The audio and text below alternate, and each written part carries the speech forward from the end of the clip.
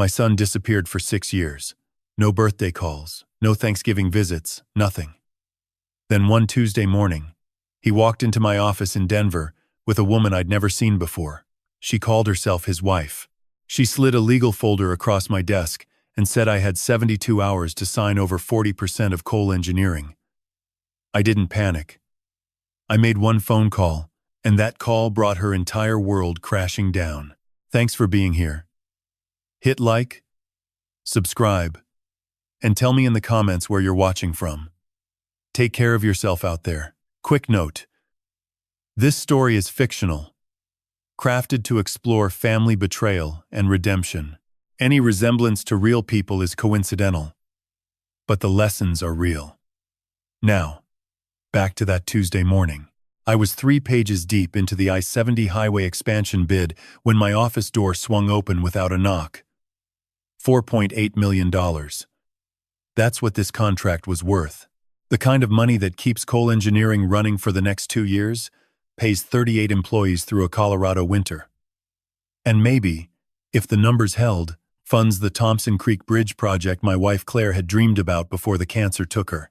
The specs were dense. Reinforced concrete. Drainage calculations. Timelines that punished mistakes. I had my red pen in hand, marking notes about aggregate density in the margin, when I heard the door latch click, and 2 sets of footsteps crossed the threshold. I didn't look up right away. Linda, my office manager, had worked for me for 14 years. She knocked. Always. 3 sharp raps, then she'd wait for my go-ahead before turning the handle. Whoever had just walked into my office either didn't know that rule or didn't care. I kept my eyes on the bid document. Let them wait.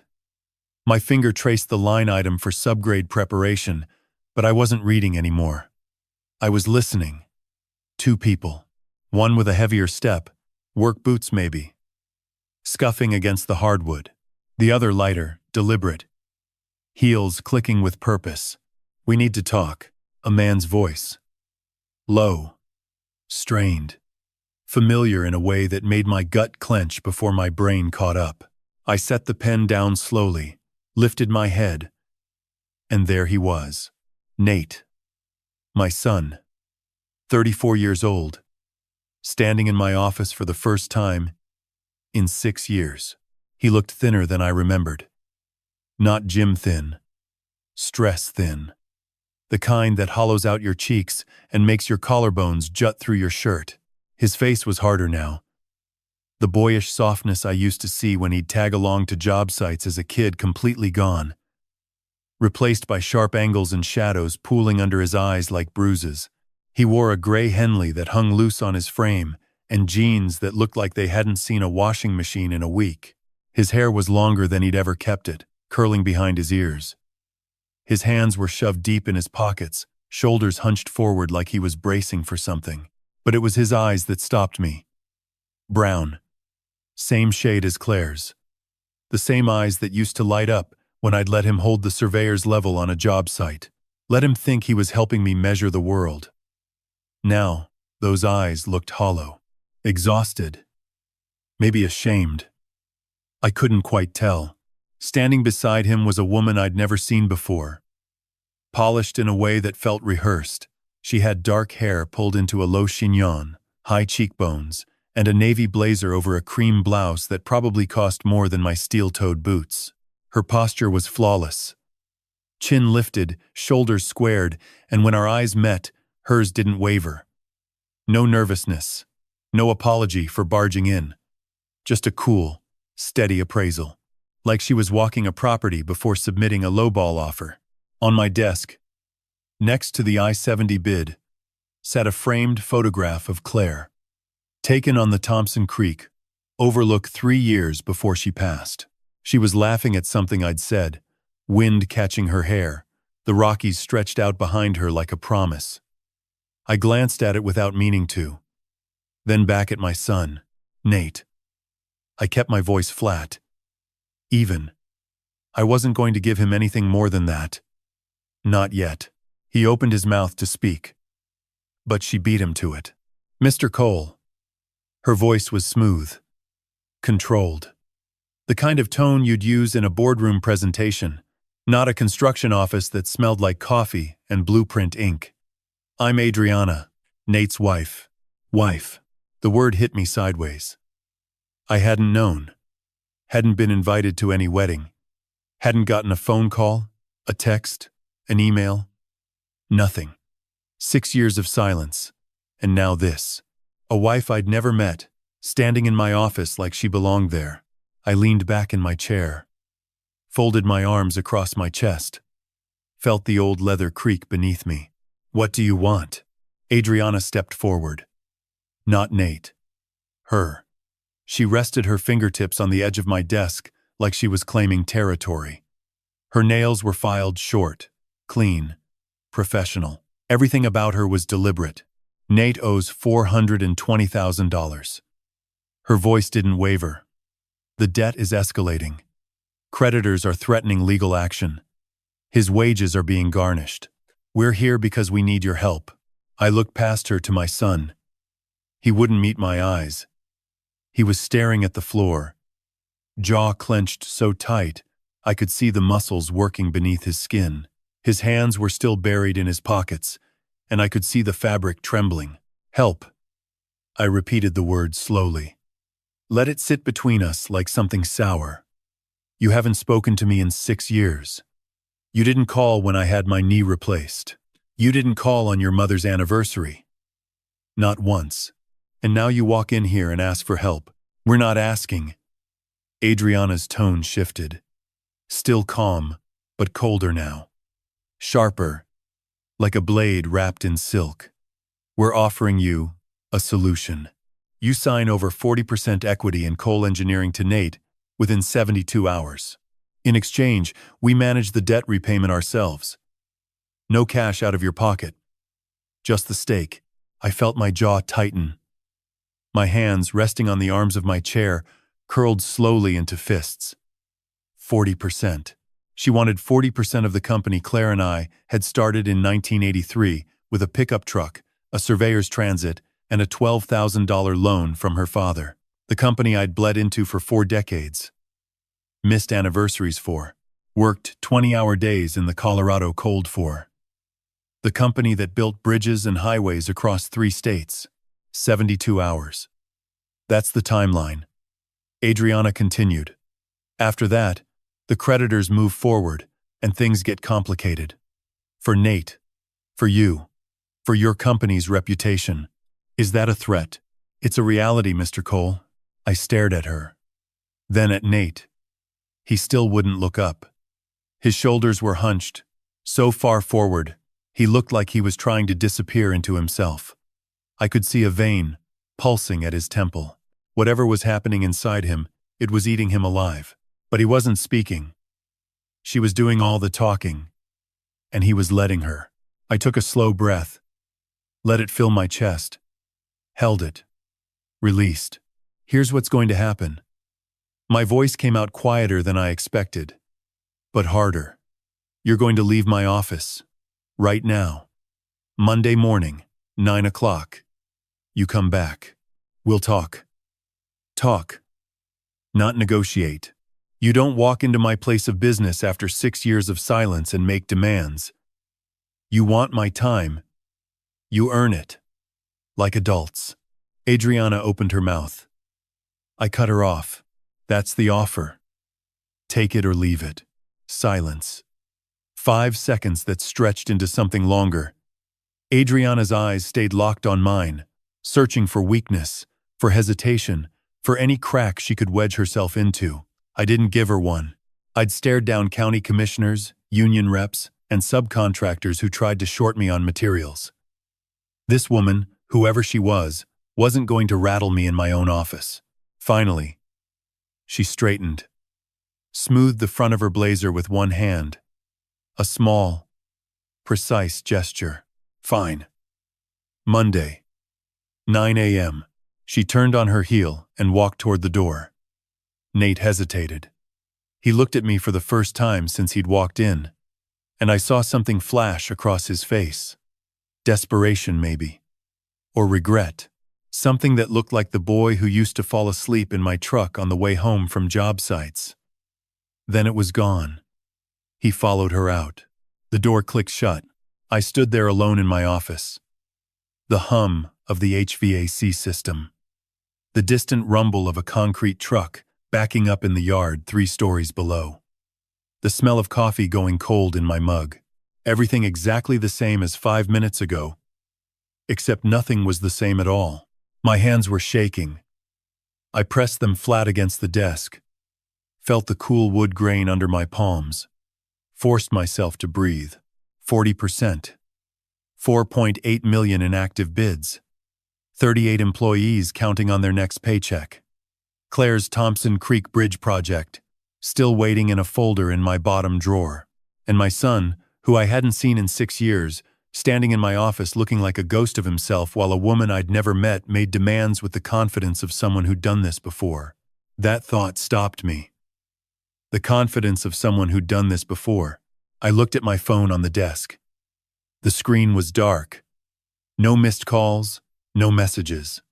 It never rang much anymore. Not since Claire passed. Not since Nate walked out of that diner in 2014 and never looked back. But right now, I needed it to connect me to the one person who'd know what to do. The one person who'd been beside me through every hard decision I'd made in 28 years. Through Claire's diagnosis, through her funeral, through the night I sat in this very office at 2 a.m., wondering if the company was worth running without her. I picked up the phone and dialed the one person I trusted with my life. Ray Callahan answered on the second ring. "Talk to me." Ray's voice came through clear and steady. Same tone he'd used for 28 years, whenever a project went sideways or a subcontractor disappeared mid-build. No panic, just focus. I leaned back in my chair, rubbed my free hand across my face. Felt the stubble scratch against my palm. Nate just left. Silence on the other end. Not the empty kind. The kind where someone's processing something they didn't expect. Ray had been my business partner since 1992. My friend since college. He'd been in my wedding. He'd given the eulogy at Claire's funeral. He knew what 6 years of silence from my son meant. "You're Nate," he finally said. "Your son Nate." "Yeah." "What did he want?" I exhaled slow. 420,000. Not cash. Equity. 40% of coal engineering. His wife says he owes that much in debt and needs me to sign over a stake to cover it. His wife. Ray's voice sharpened. "You didn't know he was married?" "No." "How long?" "I don't know." She introduced herself as Adriana. Nate's wife. That's all I got. "What's her last name?" The question caught me off guard. I realized I didn't know. She'd said Adriana. Nothing more.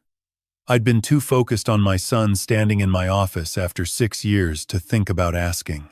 "I don't know," I admitted. Ray was quiet for a moment. Then I heard him typing. Fast. 2-fingered. The way he'd been doing it since before we switched from drafting tables to AutoCAD. "I'm going to look into this tonight. Run a background check. Something about this doesn't sit right with me, Warren. Nobody walks in after 6 years and demands 40% of a $12 million company without a plan. This isn't desperation. This is calculated." He was right. I'd felt it too. Standing there watching Adriana's cold eyes, the way she'd stepped forward while Nate hung back. The way she'd phrased everything. Not a request, a solution, like she'd rehearsed the pitch in front of a mirror. "What did you tell them?" Ray asked. "Monday. 9 a.m. My office. I told them to leave and come back when they're ready to talk like adults." "Good. That gives us 5 days. I'll have something by tomorrow morning. Come in early." "Thanks, Ray." "Brandon." He paused. "You did the right thing. Setting boundaries. Making them wait. Don't second-guess yourself tonight." I nodded even though he couldn't see me. The line went quiet. I set the phone down and sat there staring at the I-70 bid still spread across my desk. The numbers blurred together. The specs stopped making sense. All I could see was Nate's face. Those hollow brown eyes. Claire's eyes. I locked up the office at 6:30. The parking lot was empty except for my truck. A 2016 F-250. White. Cole Engineering logo on the door. I drove home on autopilot, barely noticing the traffic on I-25. The strip malls and gas stations bleeding past in a wash of brake lights. My house was dark when I pulled into the driveway. Single-story ranch in Lakewood, built in the 70s. I'd bought it after selling the cabin in Vail. Stopped leaving lights on years ago. No point when it was just me inside. I poured 2 fingers of Bullite bourbon into a glass. Set it on the kitchen table. Didn't drink it. I just sat there in the quiet, staring at the amber liquid catching the overhead light, thinking about the last time I'd seen my son, 6 years ago. February 2014. Nate had been 28 years old. We were sitting across from each other at a diner on Colfax Avenue, his hands shaking so bad he'd already knocked over his water glass once. He'd come to me 3 days earlier. Confessed everything. Sports betting that started small. 500 on a Broncos game. 1,000 on March Madness. Then it grew. Poker apps. Underground games in basements off Federal Boulevard. Private loans from men who charged interest by the week and didn't take excuses as payment. $350,000 in debt. Men showing up at his apartment. Threats. Broken windows. A dead cat left on his doorstep. I'd made a choice. Sold the cabin in Vail that Claire and I had bought in 2001, the place where we'd spent every Christmas, where Nate learned to ski, where Claire had sat on the deck wrapped in a blanket watching the elk cross the meadow at dawn. Got $260,000 for it. Drained my retirement savings. $180,000 gone. Everything I'd set aside for the future I thought I'd have with Claire before the doctors found the tumor in her lung. Then I went to the bank and took out a $200,000 mortgage against Cole Engineering. Put my company on the line. $640,000 total. I handed it to Nate in a cashier's check at that diner on Colfax. Watched him sign paperwork promising he'd pay back the sharks. Watched him swear he'd get help. Meetings. Therapy. A sponsor. Then I'd said the hardest words I'd ever spoken. You're cut off, Nate. Until you get real help. Therapy, meetings, a sponsor. Something real. I can't watch you destroy yourself. And I won't bail you out again. He'd looked at me with those brown eyes. Claire's eyes. And I'd seen the hurt, the anger, the shame, all tangled together. He'd taken the check and walked out of that diner. I hadn't heard from him since. Not on his 30th birthday. Not on mine. Not when Claire was diagnosed in 2017. Not when she passed in 2018. Not on Christmas or Thanksgiving, or any random Wednesday in between. 6 years of silence. And now he was back. With a wife I'd never met. Demanding 40% of everything I had left. I stared at the bourbon. Still didn't drink it. Outside, a dog barked somewhere down the street. A car door slammed. The furnace kicked on with its familiar rattle. Inside, it was just me, and the quiet and a glass I couldn't bring myself to touch. Wednesday, 7:15 a.m. I walked into Ray's office and knew, before he said a single word. His desk was buried. Printed documents stacked in uneven piles, sticky notes in 3 colors flagging pages, his laptop open to what looked like state regulatory filings. He had his reading glasses on, the thick-framed ones he only wore when he was deep in something he didn't want to miss. 2 empty coffee mugs sat beside his keyboard. He looked up when I closed the door. Took off the glasses. Rubbed his eyes. "Sit down, Warren." I sat. Her name isn't Adriana Voss. My jaw tightened. "What is it?" "Adriana Marchetti. 37. Not 34, like she told Nate. Former financial advisor, licensed in California and Colorado. The SEC revoked her registration in 2016. Cliffro. She was managing retirement accounts for elderly clients and siphoning funds into shell companies. Settled before it went to trial. Paid a fine, surrendered her license, and disappeared. He slid a document across the desk. SEC Enforcement Action Letterhead. Adriana Rose Marchetti. Same sharp cheekbones, same cold eyes staring out from a professional headshot attached to the filing. She filed a legal name change in 2017, Ray continued. Became Adriana Voss. Clean slate. New identity. But same person. Why change your name unless you're planning to do it again? Because she did do it again. Ray turned the yellow legal pad toward me. Names, dates, locations, connected by arrows, drawn in red ink. 3 times that I can confirm. My chest went cold. Tell me. Victim 1. Phoenix, Arizona. 2012 to 2014. George Harmon. 63 years old. Widower. Owned Desert Air HVAC Services. $8 million operation. His son Kyle had an opioid problem. Car accident in 2010, got hooked on painkillers during recovery. Couldn't shake it. Ray tapped the legal pad. Adriana showed up at a Narcotics Anonymous meeting Kyle attended in Tempe. Spring of 2012. 6 months later, they were married. She convinced George to sign over 35% equity in Desert Air, told him it would give Kyle stability, a stake in his own future. What happened? 3 months after the transfer, Adriana and Kyle sold their shares back to George's business partner for $900,000. She filed for divorce the same week. Kyle relapsed within a month. And George? Ray's voice dropped. Heart attack. 11 months after they took the money. 63 years old. His daughter, Lisa, says the stress killed him. He turned his laptop toward me and pressed play. A woman appeared on screen. Early 50s, blonde hair going gray at the temples, dark circles under her eyes that looked permanent. She was sitting on a beige couch, hands folded tight in her lap. My name is Lisa Harmon.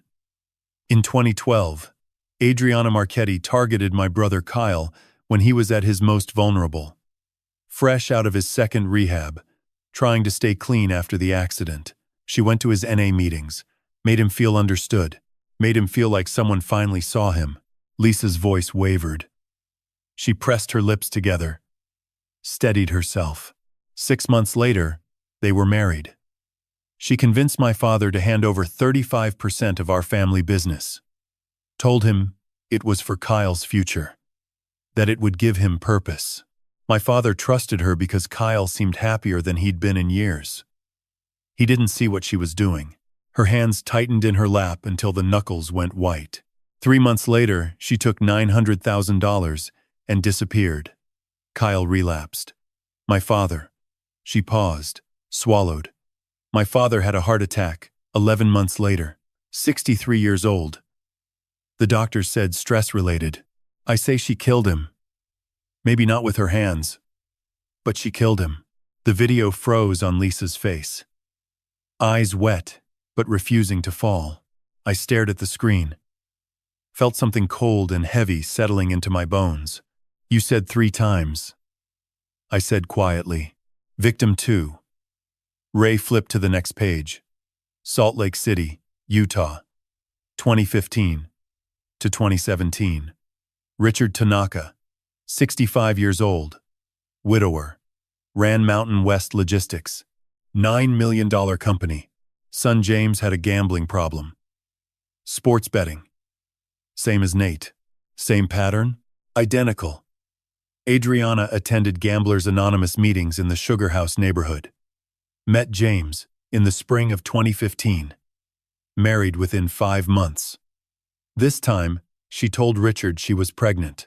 Grandchild on the way. Richard signed over 40% equity to secure his grandson's future. I already knew where this was going.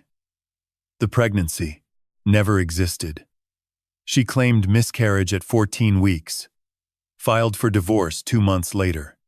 Settlement of $1.4 million. James Tanaka relapsed into heavy betting within 6 weeks. Lost his apartment, his car, everything. Is he alive? Ray nodded. Barely. His sister found him in a motel outside Provo in 2018. Got him into a treatment facility. He's stable now, but he never recovered financially. And Richard Tanaka sold Mountain West Logistics at a loss in 2019. Couldn't run it anymore.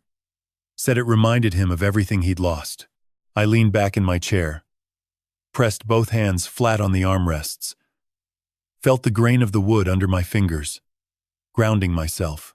2 widowed fathers, 2 sons with addictions, 2 demands for equity, 2 families destroyed, and now Warren Cole, 62, widower, son with a gambling problem, owner of a $12 million engineering firm.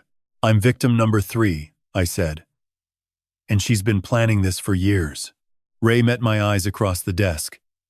His expression was grim, tight around the jaw. Yeah, you are. And Warren, the pattern says she's been watching you for a long time. She knew about Nate's gambling. She knew about Claire. She knew about Cole Engineering's value. This wasn't a chance meeting at a GA session. This was a hunt. My phone buzzed on Ray's desk where I'd set it. Unknown number. Colorado Springs area code. I stared at it for 2 rings. 3. Then picked up. Warren? Warren Cole? A man's voice. Older. Familiar in a distant way.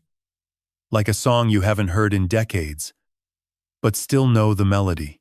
This is Warren. It's Tom. Tom Whitfield. Listen, this is going to sound strange, but I got an email yesterday. From your son, I think. Something about an investment opportunity? A real estate fund? He said you were involved. The cold in my chest turned to ice. Tom, I said carefully. Tell me exactly what the email said. He cleared his throat. Got it yesterday afternoon. Subject line said, Cole Engineering Investment Opportunity, Priority Access. Came from an address, nate.cole.investments@gmail.com. Said there was a real estate development fund called Apex Mountain Development. Minimum buy-in $75,000. Projected returns of 22% annually. Said you were the principal backer and that Nate was managing investor relations. My hand tightened around the phone until the case creaked. It mentioned me by name. Said Cole Engineering was the anchor investor. Said the fund was developing luxury condominiums outside Breckenridge. Resort properties. Listed you as the founding partner. Had your company logo on the letterhead, Warren. That's why I called. Seemed off. You and I haven't talked since Danny's baptism. And I figured if you were launching something this big, I'd have heard about it through the grapevine. Tom Whitfield was 67. Owned 3 auto dealerships in Colorado Springs. We'd played football together at CU Boulder in 1981. Offensive line. He'd blocked for me every Saturday for 3 seasons. 44 years of friendship. And someone was using my name to steal from him. Tom, listen to me carefully. I didn't authorize that email. I'm not backing any fund. Nate is not managing anything for Cole Engineering. Do not invest. Do not respond. Delete the email and save a copy somewhere safe. Can you forward it to me? Jesus. Tom exhaled. I knew something was off. The returns were too good. 22%? In this market? But it had your logo. Warren. Your name. I know. I'm handling it. Just don't respond to anything else that comes from that address. I hung up and looked at Ray. He'd been listening, reading my face. His jaw was set. She's using Nate's name to run an investment scheme, I said. Targeting people who know me. People who trust the Cole name. Ray pulled his laptop toward him, started typing. Apex Mountain Development. Let me see what's registered with the Secretary of State. 5 minutes later, he had the answer. Nothing. No LLC, no corporation, no registered agent. The name existed nowhere in Colorado's business filings. It was vapor. A brochure and a Gmail address and 22% returns that would never materialize. How many others got that email? I asked. I don't know yet. But if she sent it to Tom, she sent it to others. People in your network, people who'd recognize your name and trusted enough to write a $75,000 check, the weight of it pressed down on me. She wasn't just trying to take 40% of my company. She was using my reputation, my son's name, and my company's credibility to build a pyramid. Every dollar those people invested would disappear into her accounts. And when it collapsed, it would be the Cole name on the letterhead. My name. Nate's name. I need to call Diane Mercer, I said. Criminal attorney. She'll know who to contact at the state level. Ray held up his hand. There's something else. Found it an hour ago. I was going to tell you after the Marchetti briefing. But now with this fun thing, it's worse than I thought. He reached into the bottom drawer of his desk and pulled out a manila folder. Thin. Maybe 5 pages inside. He set it on the desk between us and opened it. Inside was a photocopy of a legal document. Last will and testament of Warren James Cole. I recognized the format. I'd had my will drawn up in 2019 by Peterson and Associates, the estate firm on 17th Street. This looked like my will. Same firm name in the header. Same format. Same witness block at the bottom, but the content was wrong. I, Warren James Cole, being of sound mind, hereby revoke all previous wills and bequeath 100% of my estate, including all shares and equity in Cole Engineering LLC, to my son Nathan Robert Cole. I stared at it. My actual will split everything between 3 beneficiaries. 40% to Nate, 40% to the Claire Cole Foundation for Community Infrastructure, and 20% to my niece Rebecca in Fort Collins. I'd updated it 6 months after Claire passed. Nate was included because, despite everything, he was my son. But 100%? That wasn't what I'd signed. I looked at the signature line. My name was there. Warren J. Cole. The handwriting was close. Very close. But not mine. The tail on my capital W curves left. This one curved right. Subtle. You'd miss it if you weren't looking. Where did you find this? My voice sounded far away to my own ears. Peterson and Associates. Ray's voice was tight. I called them this morning pretending to be your accountant needing a copy for tax planning. They sent it over. Said it was filed in November 2019. Warren, your real will is dated August 2019. This forged version is dated 3 months later. Someone walked into that office with a fake ID and replaced your will. November 2019. Nate had been living with Adriana for over a year by then. Taking those pills she gave him every night. Signing things he couldn't remember in the morning. I looked at Ray. The math assembled itself in my head with terrible clarity. If Adriana got 40% through the equity demand, and this forged will gave Nate the remaining 60% upon my death, then she controlled everything. 100% of Cole Engineering. $12 million. And all it would take was me, not being alive anymore. She wasn't just stealing from me, I said quietly. She was setting up a scenario where my death would be profitable. Ray nodded. His face was gray. I sat there for a long moment. The office was silent except for the hum of his computer fan and the muffled sound of traffic 4 stories below on Wasey Street. Then, I pulled out my phone. It was 9:14 p.m. Late for a business call. I didn't care. Diane Mercer answered on the 4th ring. Her voice was sharp, alert. The kind of lawyer who kept her phone by her bed because clients in trouble didn't wait for business hours. Diane. It's Warren Cole. I need to talk to someone at the Colorado Attorney General's office. Tonight, if possible. And I need a criminal defense attorney on standby. What's happening, Warren? Someone forged my will. Someone's running a Ponzi scheme under my company's name. And I think my son's wife might be planning to kill me. Silence. 2 seconds. Then Diane's voice, calm and firm. I'm on my way. Don't talk to anyone else until I get there. Agent Reeves didn't look like FBI. He was mid-40s, stocky, wearing a flannel shirt rolled to the elbows, and work boots that had actually seen work. He looked like someone you'd hire to regrade your driveway. That was probably why he was good at what he did. We met Thursday morning at the Colorado Attorney General's office on Sherman Street. 5th floor, corner conference room. Blinds drawn. Diane Mercer sat to my left in a charcoal suit. Legal pad already half full of notes from the night before. Ray sat across from me. The manila folder with the forged will centered on the table between us like evidence in a murder trial, which, in a way, it was. Reeves leaned back in his chair, arms crossed, reading through the stack of documents Ray had assembled. SEC filing. Name change records. Lisa Harmon's video statement transcription. Tom Whitfield's forwarded email. The forged will side by side with my real one. He'd been quiet for 6 minutes. Just reading. Finally, he looked up. Mr. Cole, how long have you known about the Apex Mountain Fund? Since yesterday.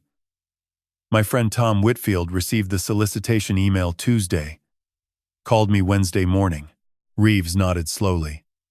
We've been aware of Apex Mountain for about 3 months. An investor in Fort Collins flagged it with our Consumer Protection Division after the projected returns didn't match any real development permits. We've been building a case, but we haven't had enough to move on. No insider testimony. No one willing to wear a wire. She's careful. Uses encrypted email. Meets investors in person only for the final pitch. Cash transactions where possible. He set the documents down, squared them on the table. What you've brought us today changes things considerably.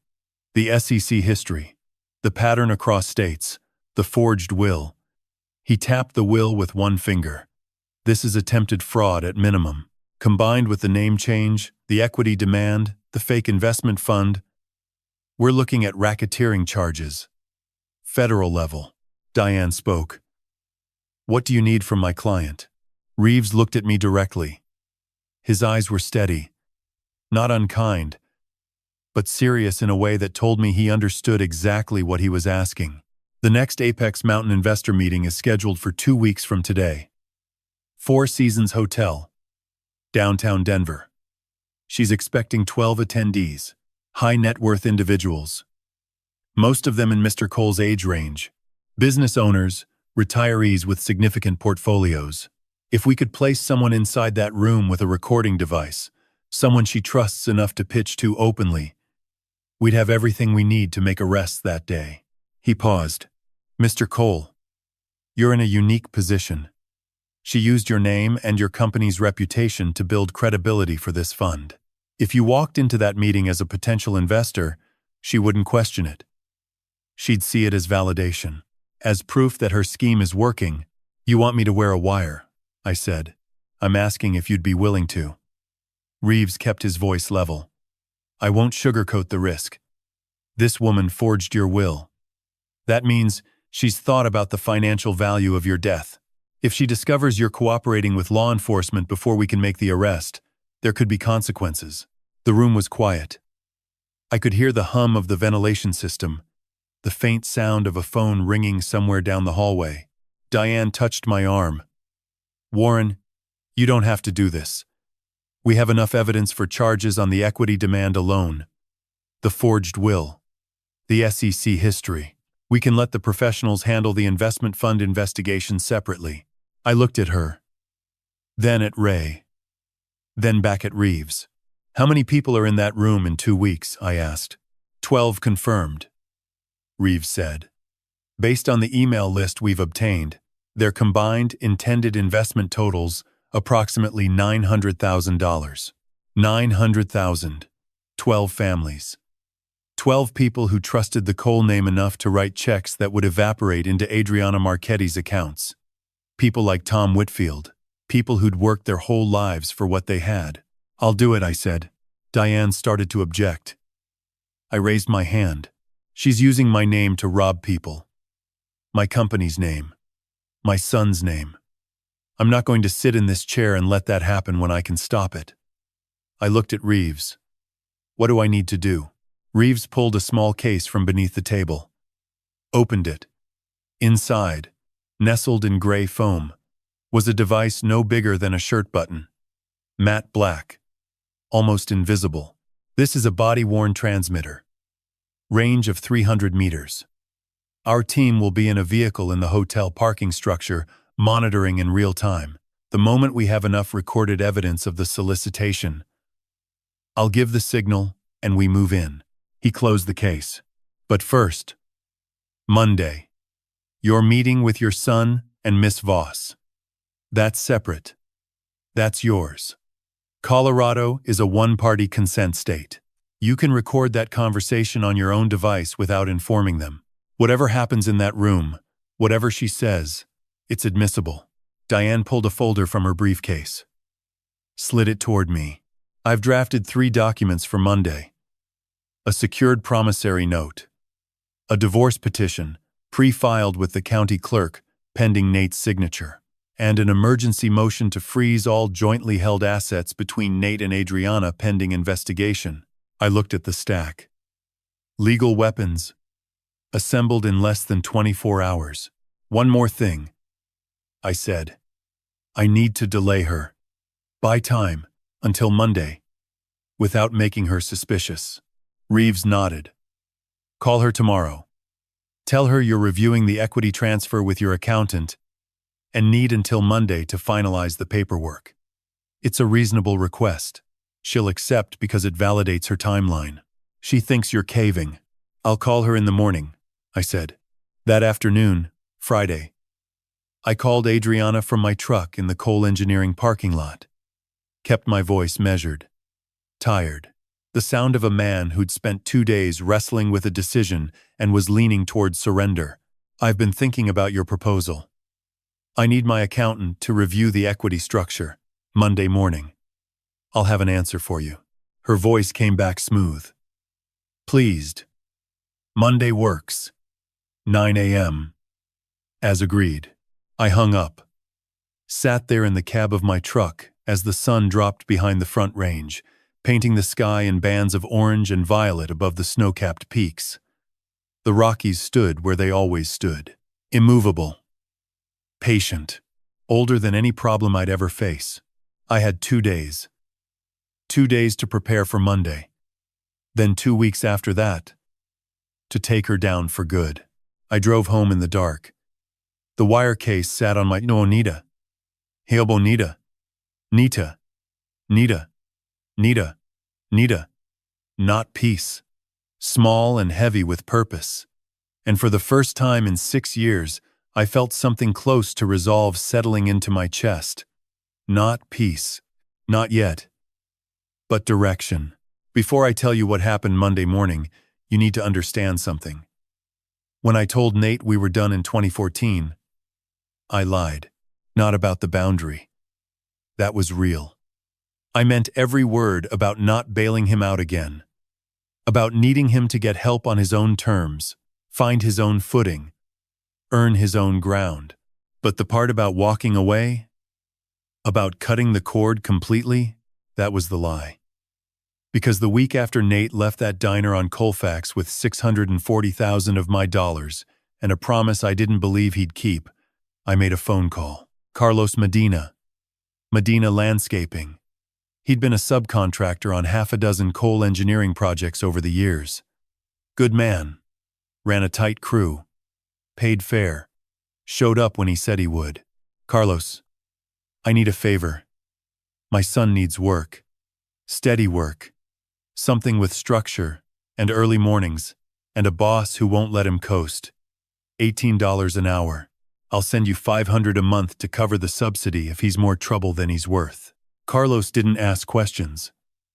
He said, send him Monday. I did. Nate started the following week. He didn't know I'd made the call. Didn't know I was paying Carlos to keep him on even when he showed up late those first few weeks. Even when he forgot his lunch and sat in the truck looking lost during breaks. Carlos told me later that Nate straightened out by the 2nd month, started asking questions, started wanting to learn. He worked for Carlos for 13 months. 48 weeks on the clock. Called in sick 6 times. Carlos sent me an email in the spring of 2015 that said, "Good kid. Just needs structure and someone who expects him to show up." He shows up. I kept that email. Filed it in a blue folder I'd bought at the office supply store on Wadsworth. The folder sat in the bottom drawer of my desk at home. Over the next 6 years, it grew thick. When Carlos's contracts dried up in the fall of 2015, I called Jake Sullivan. Sullivan Electric, commercial and residential wiring, based out of Arvada. I'd known Jake since he rewired our first office space in 1994. Same deal. $400 a month. Nate worked for Jake for 14 months. No absences. Not one. Jake's note to me in January 2016 said, "Reliable, picks things up fast, wants to do it right, not just get it done. I'd put Nate on my permanent crew if you'd let me." I didn't let him. I had someone else lined up, Brenda Walsh. Peak Property Group. Residential leasing and property management across the Denver metro. $350 a month. Nate started in March 2016 showing apartments, running tenant interviews, handling maintenance requests. Brenda said he was a natural with people. Tenants liked him. He read their needs without them having to spell things out. For 9 months, he was steady. Reliable. Growing. Then something changed. Late 2017. Nate started missing showings. Coming in late. Leaving early. Brenda's email from November of that year said, "Warren, Nate missed 3 showings this month. Says family emergencies. I don't think that's what it is. Something's different about him. Distracted. Like he's somewhere else, even when he's standing in front of you." November 2017. I know now what happened. That's when Adriana Marchetti walked into a Gamblers Anonymous meeting at a community center on South Broadway and sat down next to my son. The 4th job was Derek Pham. Front Range Commercial Real Estate, $200 a month. The lowest subsidy, because by then, Nate was experienced enough to earn his own keep. Derek had him doing commercial property sales, office spaces, retail leases, warehouse listings. Nate was good at it. For the first 6 months of 2018, Derek said he was the most reliable agent on the team. Then October 2018, Derek sent me an email I still have memorized. "Warren, something's wrong with Nate. He's not the same guy you sent me 2 years ago. Doesn't return calls. Misses client meetings. Shows up looking exhausted, like he hasn't slept. I'll keep him on as long as I can because I gave you my word. But whatever's happening, it's getting worse. Someone's got a hold of him. Someone." Adriana. By October 2018, she'd been in his life for almost a year. She was already giving him the pills. Already signing him up for loans he didn't understand. Already building the cage around him, bar by bar. I wanted to intervene. God, I wanted to call him. Show up at his door. Shake him and say, "I can see what's happening to you. Let me help." But I'd drawn the line. No contact until he sought real help. That was the deal. And if I broke it, if I came running every time something went sideways, he'd never learn to stand on his own. That's what I told myself at 2 a.m., staring at Derek's email on my phone screen. Claire would have known what to do. She always did. But Claire was gone by then. Passed in April 2018. Lung cancer that moved like wildfire. Diagnosed in January, gone by spring. Nate didn't come to the funeral, didn't send a card, didn't call, but I'd made her a promise. The last clear conversation we had, 3 days before the end. She was propped up in the hospital bed at St. Joseph's, thin as paper, but her eyes were still sharp. "Still, Claire, take care of our boy, Warren. No matter what he does, no matter how far he runs, promise me you won't give up on him." I promised, and I kept it. 4 jobs, 6 years. $32,000 paid out of my personal checking account in monthly increments, so small they'd never show up on a business audit. 4 men who never told Nate where the call came from, who never said your dad asked me to hire you, who just gave him a chance and watched him rise or stumble and reported back to me in emails I filed in that blue folder. Saturday night, the night before Monday's meeting, I sat at my kitchen table with the folder open in front of me. Pay stubs, bank statements, emails, handwritten notes, 6 years of evidence that I never abandoned my son, 6 years of proof that love doesn't have to be loud to be real. Monday morning, I was going to set that folder on my desk. I was going to open it in front of Nate while Adriana watched, and I was going to show my son that every lie she'd told him about me, every whisper that his father had given up, that his father didn't care, that his father was the enemy, was exactly that. A lie. Monday morning, 8:55. I sat at my desk, staring at the phone lying face down in the shallow drawer to my right. The recording app was running. Red dot pulsing faintly through the gap between the drawer and the desktop. Colorado is a one-party consent state. Every word spoken in this room from this moment forward was admissible in court. In the conference room next door, Ray sat with a baby monitor receiver on the table in front of him. The old construction site kind we used to use when coordinating across a build. The transmitter was tucked behind a row of binders on my bookshelf, invisible unless you knew to look. Backup recording. If something went sideways, if I needed him, he'd hear everything. The blue folder sat in the left drawer. Thick, worn at the edges. 6 years of truth, waiting to be opened. In the right drawer, beneath the phone, Diane's 3 documents lay in a neat stack. Promissory note. Divorce petition. Emergency asset freeze. Legal weapons loaded and ready. I glanced at the clock on my monitor. 8:57. My hands were steady. The cold anger I'd carried since Wednesday night, since reading that forged will, since hearing Tom's confused voice on the phone, had hardened into something usable, something sharp and controlled. I wasn't going to lose my temper today. I was going to dismantle a con artist piece by piece and watch my son wake up. At 9 exactly, Linda's voice came through the intercom. "Mr. Cole, your 9 o'clock is here." I stood, straightened my shirt. One slow breath. "Send them in." The door opened. Nate came through first. Same gray Henley from last Tuesday, more wrinkled now, like he'd slept in it. His face was drawn, the shadows under his eyes deeper. He looked like a man who hadn't had a full night's rest in months, maybe years. Adriana followed 2 steps behind. Different blazer today. Charcoal. Same tailored precision. Same posture. Chin up. Shoulders squared. She scanned my office the way she had before. Her eyes lingered half a second on the bookshelf where the transmitter was hidden. Then moved on. "Sit down," I said. Gestured to the 2 chairs facing my desk. They sat. Nate kept his eyes on the floor. Adriana met mine without blinking. I lowered myself into my chair, folded my hands on the desk. "Let's talk." Adriana leaned forward immediately. "Mr. Cole, we're here to finalize the equity. I wasn't talking to you." I kept my voice flat. Didn't raise it. Didn't need to. I looked past her directly at Nate. "I want to hear from my son. Not his representative. Not his manager. Him." Nate's head lifted slowly. His eyes were bloodshot. Red-rimmed. He looked like he'd been crying recently, or like he was about to start. His hands were pressed flat on his thighs. Fingers spread, like he was trying to keep them from shaking. "Dad."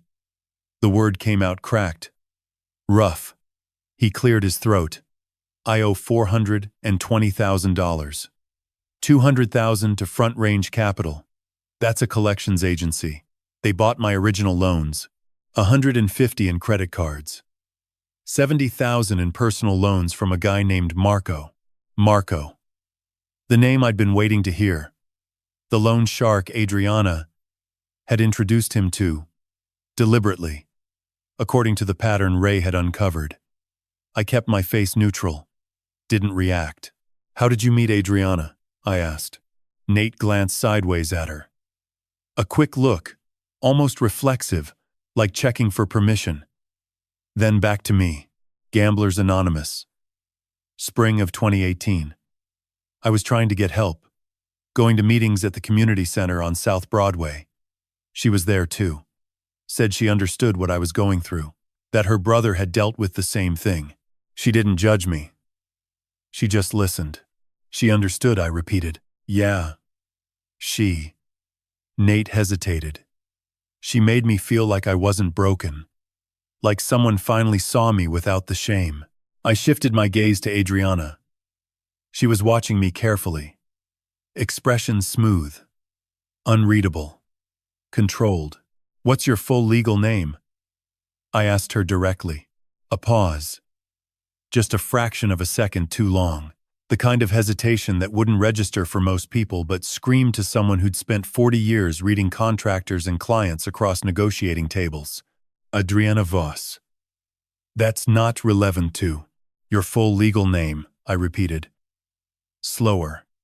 For the record, her jaw tightened almost imperceptibly.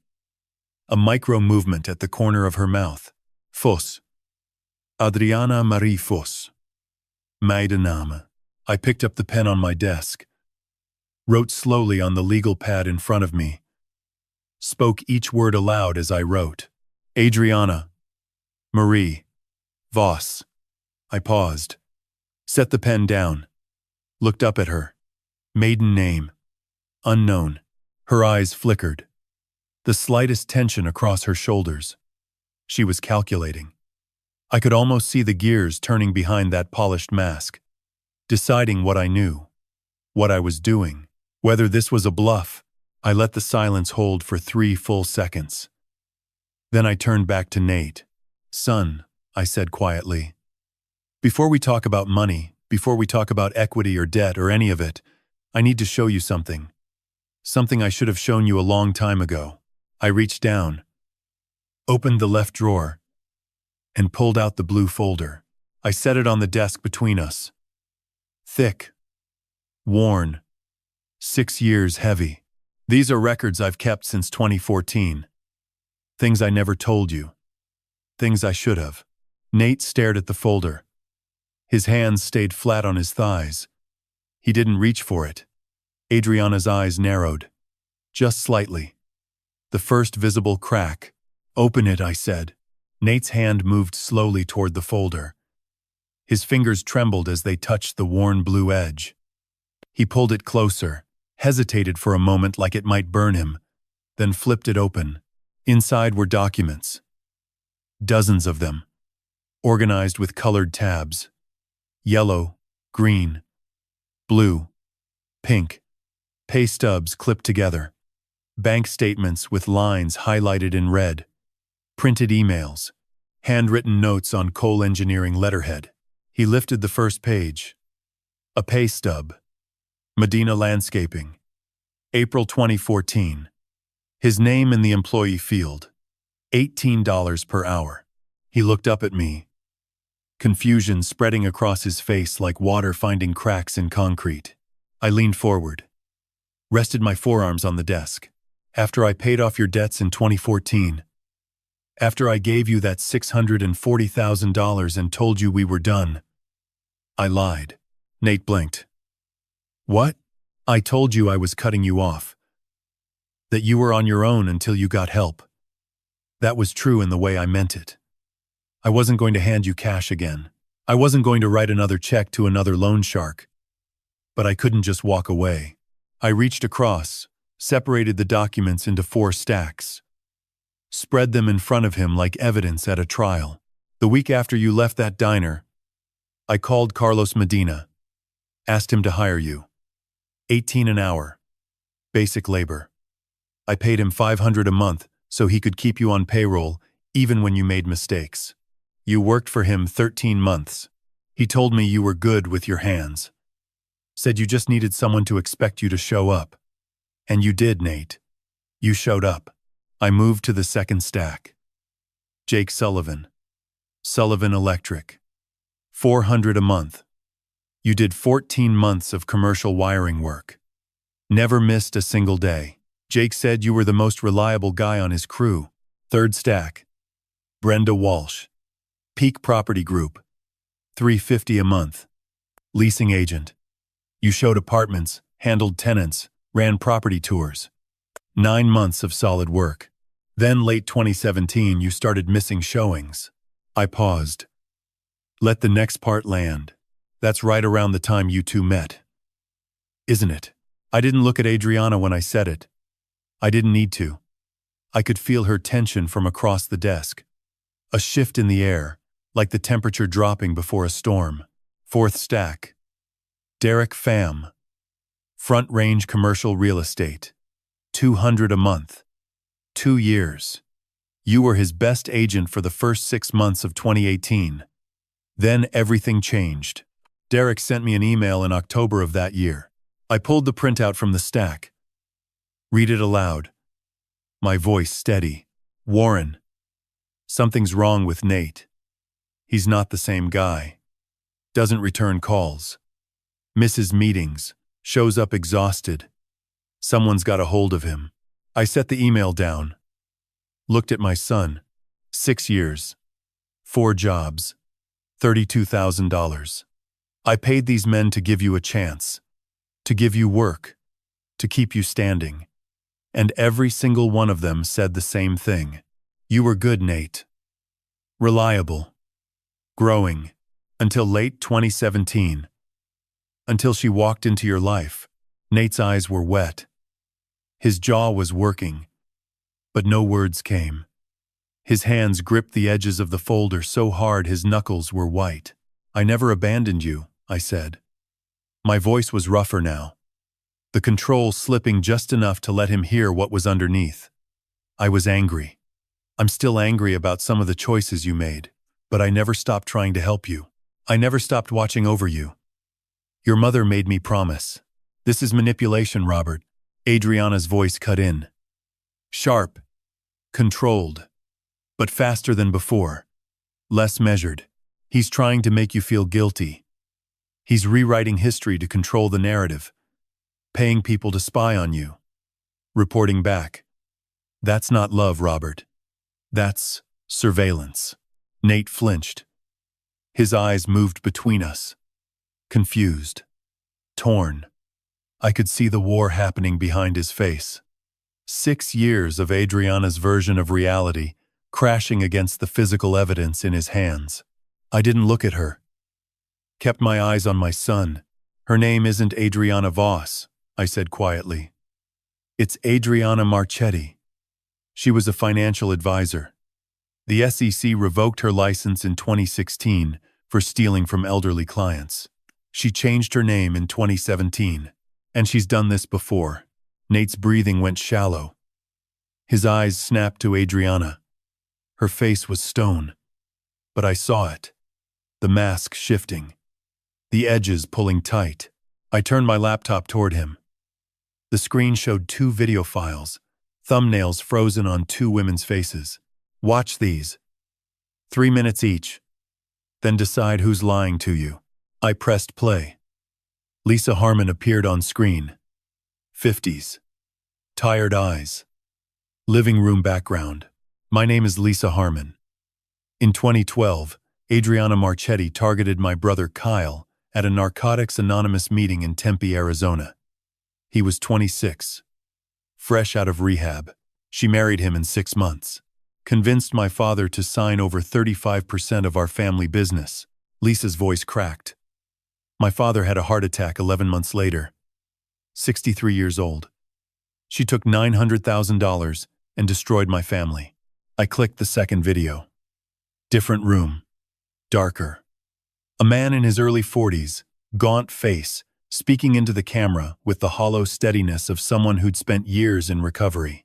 My name is James Tanaka. In 2015, Adriana Voss married me. She attended my GA meetings in Salt Lake City. Told me she was pregnant. My father signed over 40% of our logistics company for his grandchild. There was no baby. She took $1.4 million and left. My father sold the business. I lost everything. The screen went dark. Nate sat frozen. His face was chalk white. His knuckles gripped the armrests of his chair like he'd fall through the floor if he let go. She's done this before, I repeated. Widowed father. Son with an addiction. Demand equity. Extract money. Destroy the family. Move on. I held his gaze. You're not the first, Nate. You're number 3. Nate turned to Adriana. Slowly. His eyes were different now. The confusion was fading. Something harder was taking its place. Is it true? His voice was barely above a whisper. Your name. The SEC. Those families. Is any of this true? Adriana straightened in her chair. Her expression remained composed, but her fingers pressed against the armrest. White at the tips. These are fabricated accusations from a bitter old man who… Is it true? Nate's voice cracked open. Louder now. Shaking. Not with weakness. With something else entirely. She didn't answer. And in that silence, I watched 6 years of lies begin to collapse. The silence lasted 5 seconds. It felt like 5 years. Adriana didn't answer. She sat perfectly still, her eyes fixed on a point somewhere past my left shoulder. Not looking at Nate, not looking at me. Calculating. I could almost hear the machinery behind her face cycling through options. Deny. Deflect. Attack. Run. I didn't give her time to choose. There's more, I said. I reached into the right drawer and pulled out the manila folder Ray had given me Wednesday morning. Thin. 5 pages, but heavy enough to change everything. I opened it and slid the photocopy across the desk toward Nate. Do you recognize this? I asked. Nate leaned forward. His eyes scanned the page. Last will and testament of Warren James Cole. His brow furrowed. This is… your will? Look at the date.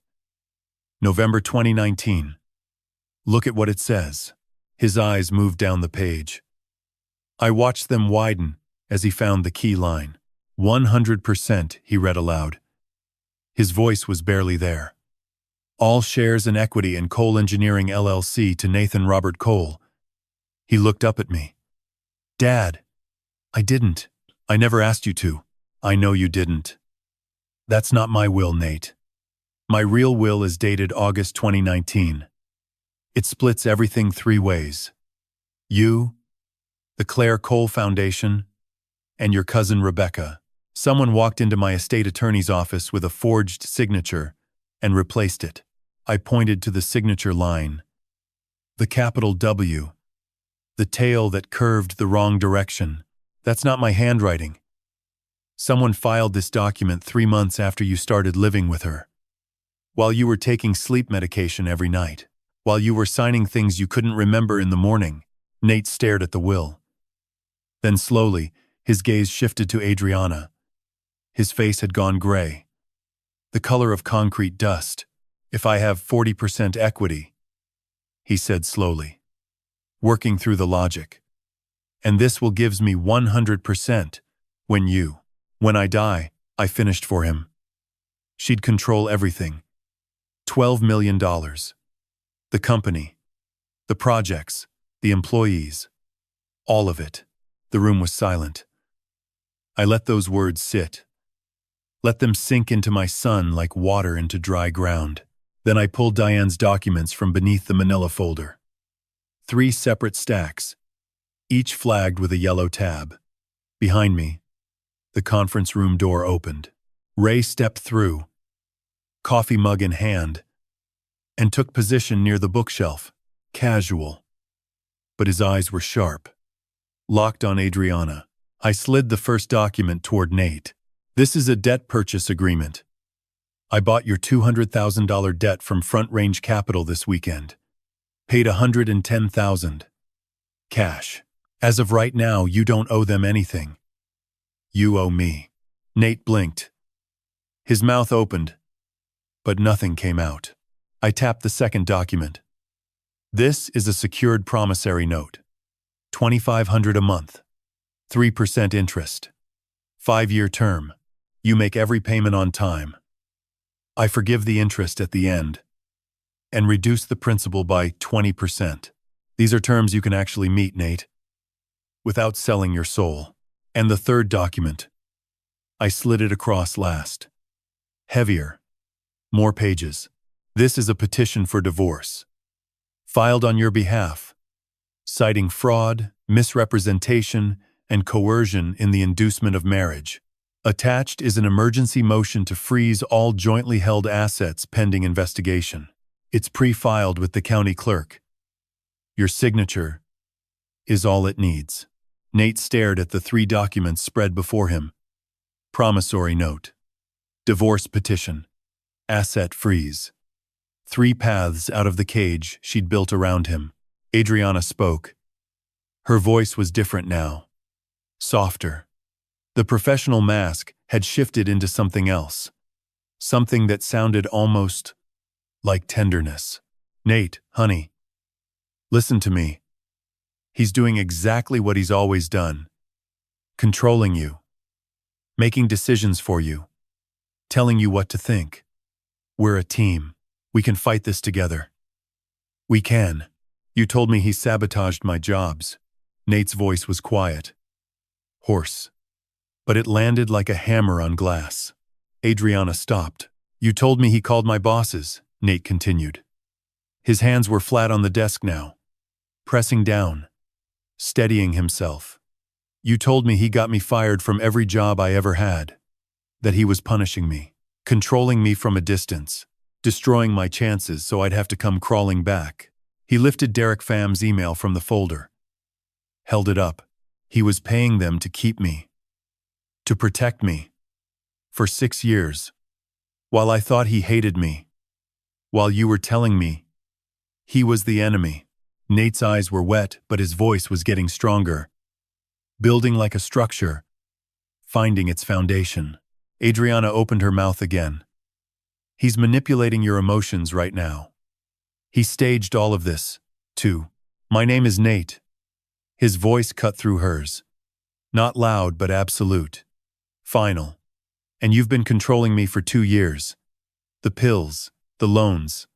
Marco. The papers you had me sign when I couldn't keep my eyes open. I remember enough now. Enough to know what you did. He picked up the pen from my desk. Pulled the promissory note toward him.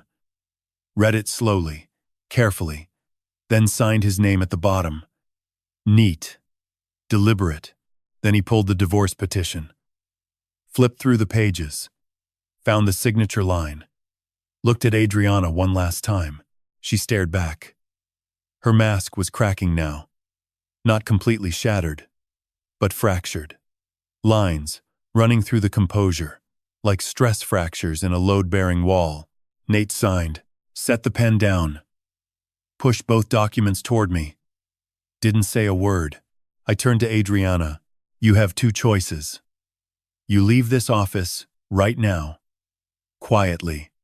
Or I play the recording that's been running since 8:55 this morning, to the Denver Police Department. Every word you've said in this room is on tape.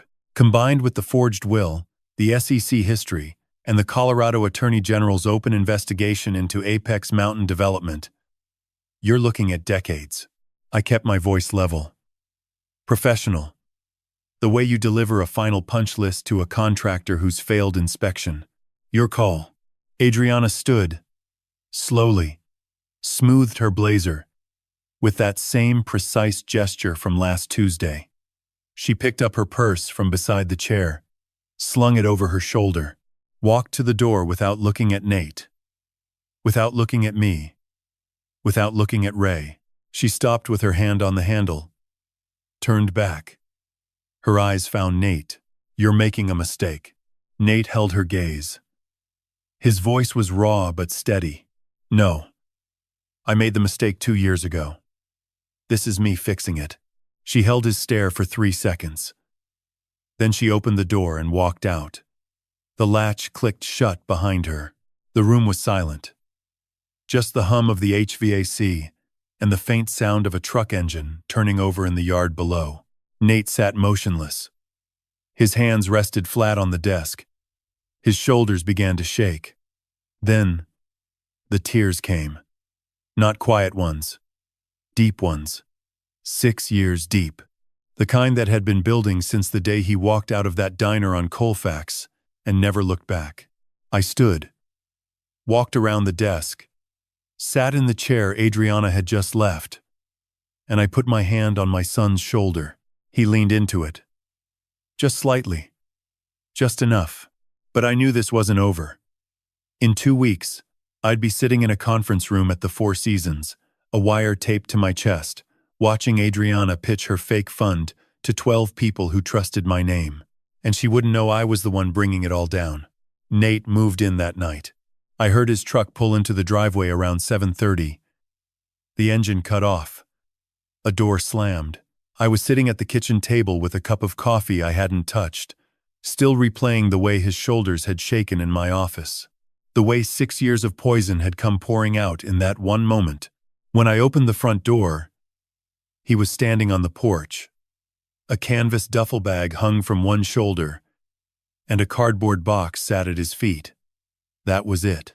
Everything he owned in the world, apparently, fit into 2 items you could carry in one trip. "Hey," he said quietly. "Come in." He stepped inside. Looked around like he was seeing the place for the first time.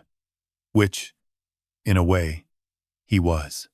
I'd bought this house after selling the Vale cabin. He'd never been here. Never seen the kitchen table Claire and I picked up at an estate sale in Evergreen. Never seen her reading chair by the window, or the shelf of books she'd been working through when the diagnosis came. Guest rooms down the hall. Second door on the left. "Thanks, Dad." He walked down the hall, disappeared into the room, and closed the door. I stood there, listening to the sound of him moving. Footsteps. The creak of the bed frame. Then silence. The first 3 days were quiet. Too quiet. Nate slept. 14, 15 hours at a stretch. I'd hear him get up around noon, shuffle to the bathroom, then go back to bed. He barely spoke. Barely ate. I'd leave food on the counter. Sandwiches. Leftover chili. A plate of scrambled eggs in the morning. Most of it was still there by evening. I didn't push. Dr. Hahn, the therapist Diane had recommended, told me during a phone consultation Tuesday afternoon that this was normal. "He's been running on cortisol and fear for 2 years, Mr. Cole. Now that the threat is removed, his nervous system is crashing. Let him sleep. Let him be still. His body needs to remember what safe feels like." So I let him be still. On the 4th day, I came home from the office around 5 and found him outside on the back deck. Or what was left of it. The Colorado winter had buckled 3 boards and loosened the railing on the south side. I'd been meaning to fix it for 2 years but never found the time. Nate had pulled my toolbox from the garage. He was crouched down with a tape measure stretched between 2 joists, a pencil behind his ear, a stack of replacement boards leaning against the railing. He hadn't heard me come through the back door. He was focused, measuring twice, marking the cuts, fitting new boards into place, with the methodical precision of someone who'd spent years learning to work with his hands. I watched him for a long time. The afternoon sun was dropping behind the front range, casting long shadows across the yard. The mountains were gold and purple in the distance. Claire used to sit on this deck every morning with her coffee, watching the light change on those peaks. Said it was better than church. 6 hours later, when the sun was gone and the yard lights had kicked on, Nate finally stood, wiped his forehead with the back of his hand, looked at his work. The deck was solid, level, fixed. He turned and saw me standing in the doorway. "Needed to do something with my hands," he said. "Looks good." He nodded, gathered the tools, came inside, and for the first time in 4 days, he ate dinner. Not much, but enough. Day 5. Friday. Nate asked if he could borrow my truck. "Where are you going?" "Gamblers Anonymous. St. Luke's on Colfax." 7 p.m. I handed him the keys. You want me to come with you? No. I need to do this myself. He left at 6:30, came back at 9:15. When he walked in, something in his face was different. Not lighter exactly, but less compressed. Like a valve had been released somewhere. How'd it go? Good. Got a new sponsor. His name's Frank. Retired electrician. Been clean from sports betting for 11 years. That's good, Nate. That's really good. He handed me the keys, grabbed a glass of water, and sat down at the kitchen table across from me. Dad. He was quiet for a moment, rolling the glass between his palms. I want to see someone. A therapist. Not just GA. Someone who can help me understand how I let this happen, how I didn't see what she was doing. I already have a name, I said. Dr. Hahn. She specializes in trauma and coercive control. I talked to her earlier this week. You already called? Wanted to be ready in case you asked. He almost smiled. Almost. Saturday. Our first joint session with Dr. Hahn. Her office was in a brownstone off 6th Avenue. Small, warm, books everywhere. She was calm and direct. Asked us both hard questions without apology. What did 6 years of silence cost you? What story were you telling yourself about the other person? When did anger become easier than grief? Nate answered more than I expected. Honestly. Painfully. That evening we sat on the deck he'd repaired. The mountains were silhouettes against a darkening sky. Stars appearing one by one over the foothills. I had a beer. He had water. Neither of us spoke for a long time. Then Nate broke the silence. I blamed you for Mom. He said it quietly, not looking at me, looking at the mountains. When she was gone, I was so angry. You just kept building, going to work, bidding projects, like nothing happened. I thought you didn't care. I set my beer on the railing. Felt the cool evening air on my face. I cared so much I couldn't stop. If I stopped working, I'd have had to feel it. All of it. So I built. I thought I was providing for us. Keeping things together. I know that now, Nate said. Dr. Hahn helped me see it. But back then I didn't. I was 27 and my mom was gone, and my dad felt like a stranger. So I pushed you away. And when you gave me that money in 2014, I felt like I'd failed you so badly that nothing I did would ever be enough. I looked at him. His face was thinner but healthier. The dark circles fading. The tension around his jaw softening. You're here now. That's enough. He nodded. Took a sip of water. Then rubbed his forehead. Pressed his fingers against his temples. In a way that looked practiced. Familiar. These headaches, he said almost absently.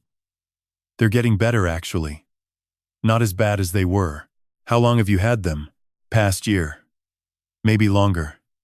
Adriana said. It was stress. From the debt. From everything. She gave me pills to help me sleep. Said they'd help with the headaches too. Something cold moved through my chest. What kind of pills? I don't know. She bought them. White tablets. I'd take one with dinner and be out cold until morning. Every night for over a year. I kept my face neutral. Didn't let him see the alarm rising behind my eyes. You still taking them? No. Haven't had any since I left. Actually. He paused. Rubbed his temples again. The headaches are definitely better without them. Weird, right? I filed that away. Didn't push. Not yet. If they come back, I said carefully, we'll get you to a doctor. Real doctor. Full checkup. Yeah. Okay. He finished his water. Stood. Stretched. Thanks, Dad. For the deck. For the room. For not giving up. You're welcome. He went inside. I sat alone on the repaired deck, watching the last light fade from the peaks, thinking about white tablets and memory gaps, and a woman who controlled every part of my son's life down to what he swallowed before sleep. Something was very wrong. And I was going to find out exactly what she'd done. The Whitmore Creek Baptist Church had not locked its doors in 63 years. Pastor Hollis said it was because God does not keep business hours. But the truth was simpler. Nobody in this hollow owned anything worth stealing, and the church was the one place where even the hardest men softened enough to sit still. I arrived at 5:40. 20 minutes early. The way you arrive at a mine shaft you suspect has bad air. You test the space before you commit your weight to it. The church was cold. November had settled into the wooden pews like frost into old bones. I sat in the third row from the back, the same pew my family had occupied every Sunday for as long as I could remember. The stained glass windows were dark from outside, just colored shadows waiting for dawn to bring them to life. The place smelled of lemon polish and hymnals with cracked spines, the specific scent of a building that has held a century of confessions and carried none of them beyond its walls. At 6:03, I heard tires on gravel.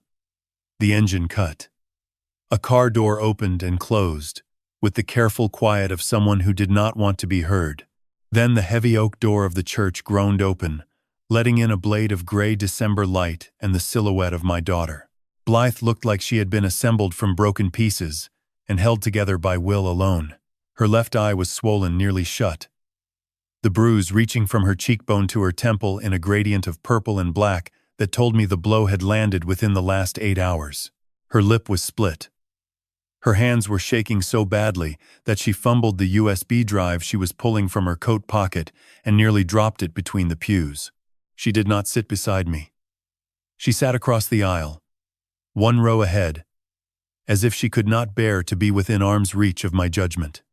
For a full minute, neither of us spoke.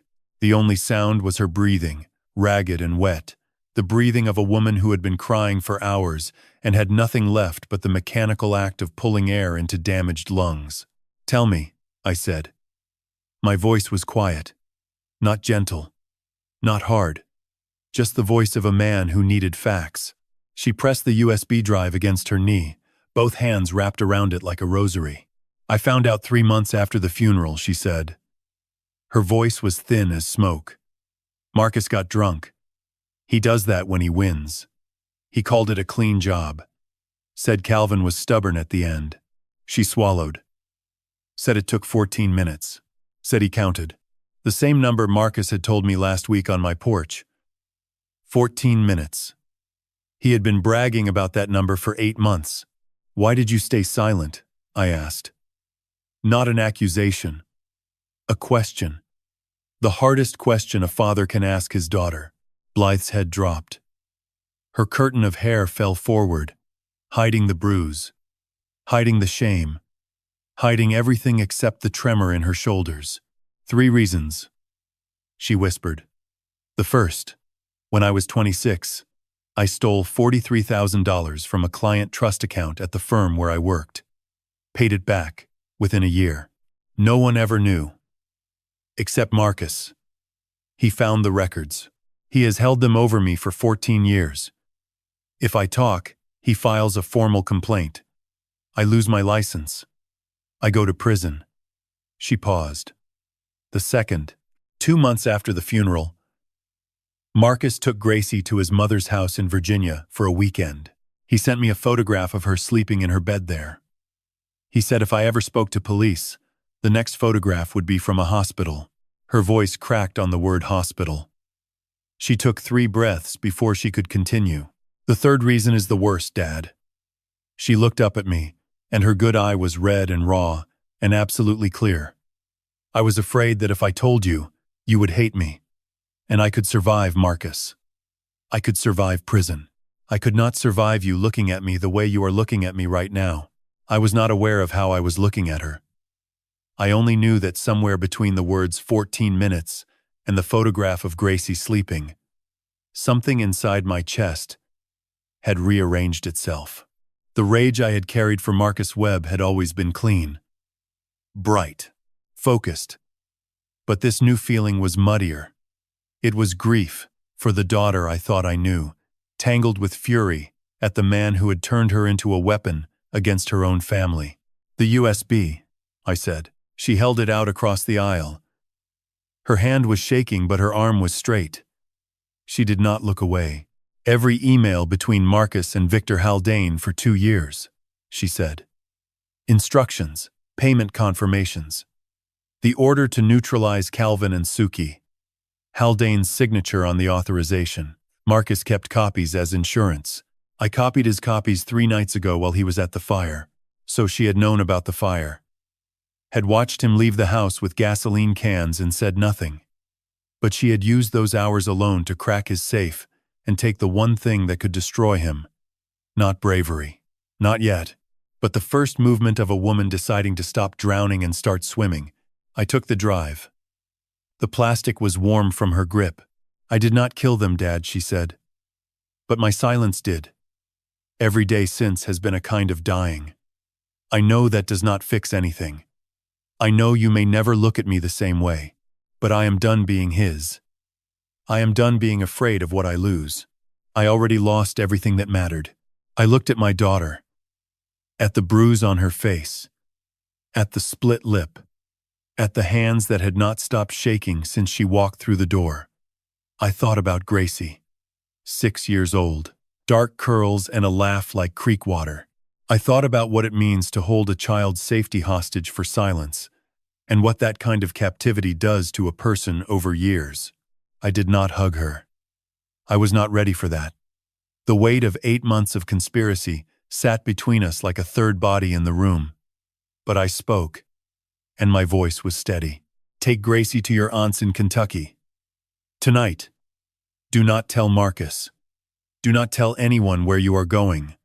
When this is over, we will figure out what is left of us. But right now, I need you safe. And I need Gracie out of his reach. She nodded, wiped her face with her sleeve, stood up from the pew with the careful movements of someone whose ribs hurt in places that clothing covers. Daddy, she said at the door. I know, baby girl. I know. She left. The church settled back into its silence. I sat there until the sun finally broke through the stained glass and painted the floor in red and gold and blue, the colors of a family shattered into pieces that might one day be reassembled into something new. Might. Then I pulled the prepaid phone from my jacket and dialed Cortez. I have everything, I said. The wire, the files, and a witness. Set the trap for this weekend. Tell Marcus I am finally ready to sell. The Four Seasons conference room smelled like fresh coffee and new carpet. 8th floor. Panoramic windows facing west. The Rocky Mountains stretched across the horizon under a January sky so blue it looked painted. The kind of view that made you feel like anything was possible. The kind of view that made people open their wallets. 12 chairs arranged around a mahogany table. 11 of them already filled when I walked in at 1:45. Men and women in their 50s and 60s, well-dressed, confident, business owners. Retirees with significant portfolios, people who'd spent decades building something and were looking for the next smart move. People like Tom Whitfield. People like me. The 12th chair was mine. 2nd row, from the front, left side. Name tag on the table. Warren Cole. Cole Engineering. I sat down, adjusted my jacket. Beneath my shirt, the wire pressed cool against my sternum. Transmitting, 300 meters away. In a white service van in the parking structure, Agent Reeves and his team were listening to every breath I took. A woman to my left, silver hair, pearl earrings, leaned over. First time at one of these, she whispered. Yes, ma'am, she smiled. The returns are incredible. My financial advisor nearly fell out of his chair when I told him about it. 22%. In this market, I nodded, smiled back. Didn't trust myself to say more. At 2 o'clock exactly, the door at the front of the room opened. Adriana walked in. She wore a charcoal suit. Tailored. Expensive. Her hair was pulled back in that same low chignon. She carried a leather portfolio and moved with the easy confidence of someone who'd done this 100 times. Behind her came a man. Late 30s. Dark hair slicked back. olive complexion, broad shoulders and a fitted navy blazer. Marco Vassallo. He carried a laptop bag and set it on the presenter's table without looking at the audience. "Good afternoon, everyone." Adriana's voice filled the room. Warm, professional, nothing like the cold, clipped tone she'd used in my office. This was her performance voice, her hunting voice. "Thank you all for being here. I'm Adriana Voss, Managing Director of Apex Mountain Development. And this is Marco Vassallo, our development partner." Her eyes swept the room, making contact with each face, building rapport, drawing them in. Then she saw me, a micro-pause. Less than a second. Her gaze landed on my face and something flickered behind her eyes. Surprise. Then calculation. Then, remarkably, satisfaction. A small smile touched the corner of her mouth. She thought I was there to invest. She thought my presence validated the fund. Warren Cole, founder of Cole Engineering, sitting in her audience with a name tag and a checkbook, proof that her scheme was working. She didn't know about the wire. Didn't know about the van in the parking structure. Didn't know that every word she was about to say would be played back in a federal courtroom. "Welcome, Mr. Cole," she said smoothly. "So glad you could join us." I nodded, kept my face neutral, interested but measured, the face of a man doing due diligence. For the next 40 minutes, Adriana and Marco delivered their pitch. Slides, projections, architectural renderings of luxury condominiums that would never be built in a mountain town that had never issued the permits they claimed to hold. 22% annual returns. Tax advantages. Early investor priority pricing. Everything polished. Everything professional. Everything a lie. At the 30-minute mark, I raised my hand. Adriana smiled. "Yes? Mr. Cole, I'd like to understand the financial structure better." My voice was steady, curious.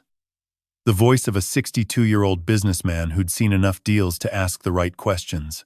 "Where exactly is the development site? Can investors see the deed?" Adriana glanced at Marco. He pulled up a slide. A property map. Generic. No specific addresses. "The parcels are still in the acquisition phase," Marco said smoothly. "We expect to close on 3 of the 4 lots within 60 days. Deeds will be available to investors upon closing." I nodded slowly. "And the escrow account? Which institution holds the investor funds during the acquisition period?" Another glance between them. Faster this time. "We use a private fiduciary arrangement," Adriana said. "Managed through our legal counsel. Funds are fully protected and insured." "Can you provide the name of the fiduciary and proof of the insurance policy?" Adriana's smile stayed fixed, but her eyes had changed. Just slightly. A hardness behind the warmth. "Of course, Mr. Cole. We can provide documentation to any investor who commits to the minimum threshold. 75,000. Once you're on board, full transparency. Full transparency after you have my money." I thought. Classic. "One more question." I kept my voice easy. "If the parcels don't close in 60 days, what happens to investor capital? Is there a return mechanism?" "We've never had a deal fall through," Marco said quickly. "Our track record speaks for itself." I nodded. Sat back. That was enough. 3 direct questions. 3 evasive answers. No deeds. No named escrow. No insurance documentation. No return mechanism. All on tape. I reached up and adjusted my glasses. Pushed them slightly higher on the bridge of my nose. The signal. For 10 seconds. Nothing happened. The room continued. Adriana moved to her next slide. The silver-haired woman beside me was nodding along. Marco clicked to a financial projection chart. Then the doors opened. Both of them. Front and back. Simultaneously, 6 people came through. Plain clothes. Federal badges on lanyards. Agent Reeves first. Badge held high. Federal agents. Nobody move. This is a lawful detention pursuant to an active federal investigation. The room froze. 12 investors went rigid in their chairs. The silver-haired woman beside me gasped. Marco's hand stopped mid-reach for his laptop. Adriana's face. I'll never forget it. Her smile didn't fade gradually. It died. All at once. Like someone hit a switch. One moment. Polished confidence. The next. Nothing. Blank. Empty. The mask ripped away so fast there was nothing underneath. Her eyes found mine across the room. And in that instant, she knew. Knew. I wasn't there to invest. Knew the wire. Knew the van. Knew everything. Adriana Marchetti, also known as Adriana Voss. Reeves's voice was calm, practiced. You're under arrest for wire fraud, investment fraud, conspiracy, and racketeering. You have the right to remain silent. They cuffed her in front of 12 witnesses. Hands behind her back. The charcoal blazer crumpling as they pulled her arms back. Marco was against the wall on the other side. 2 agents.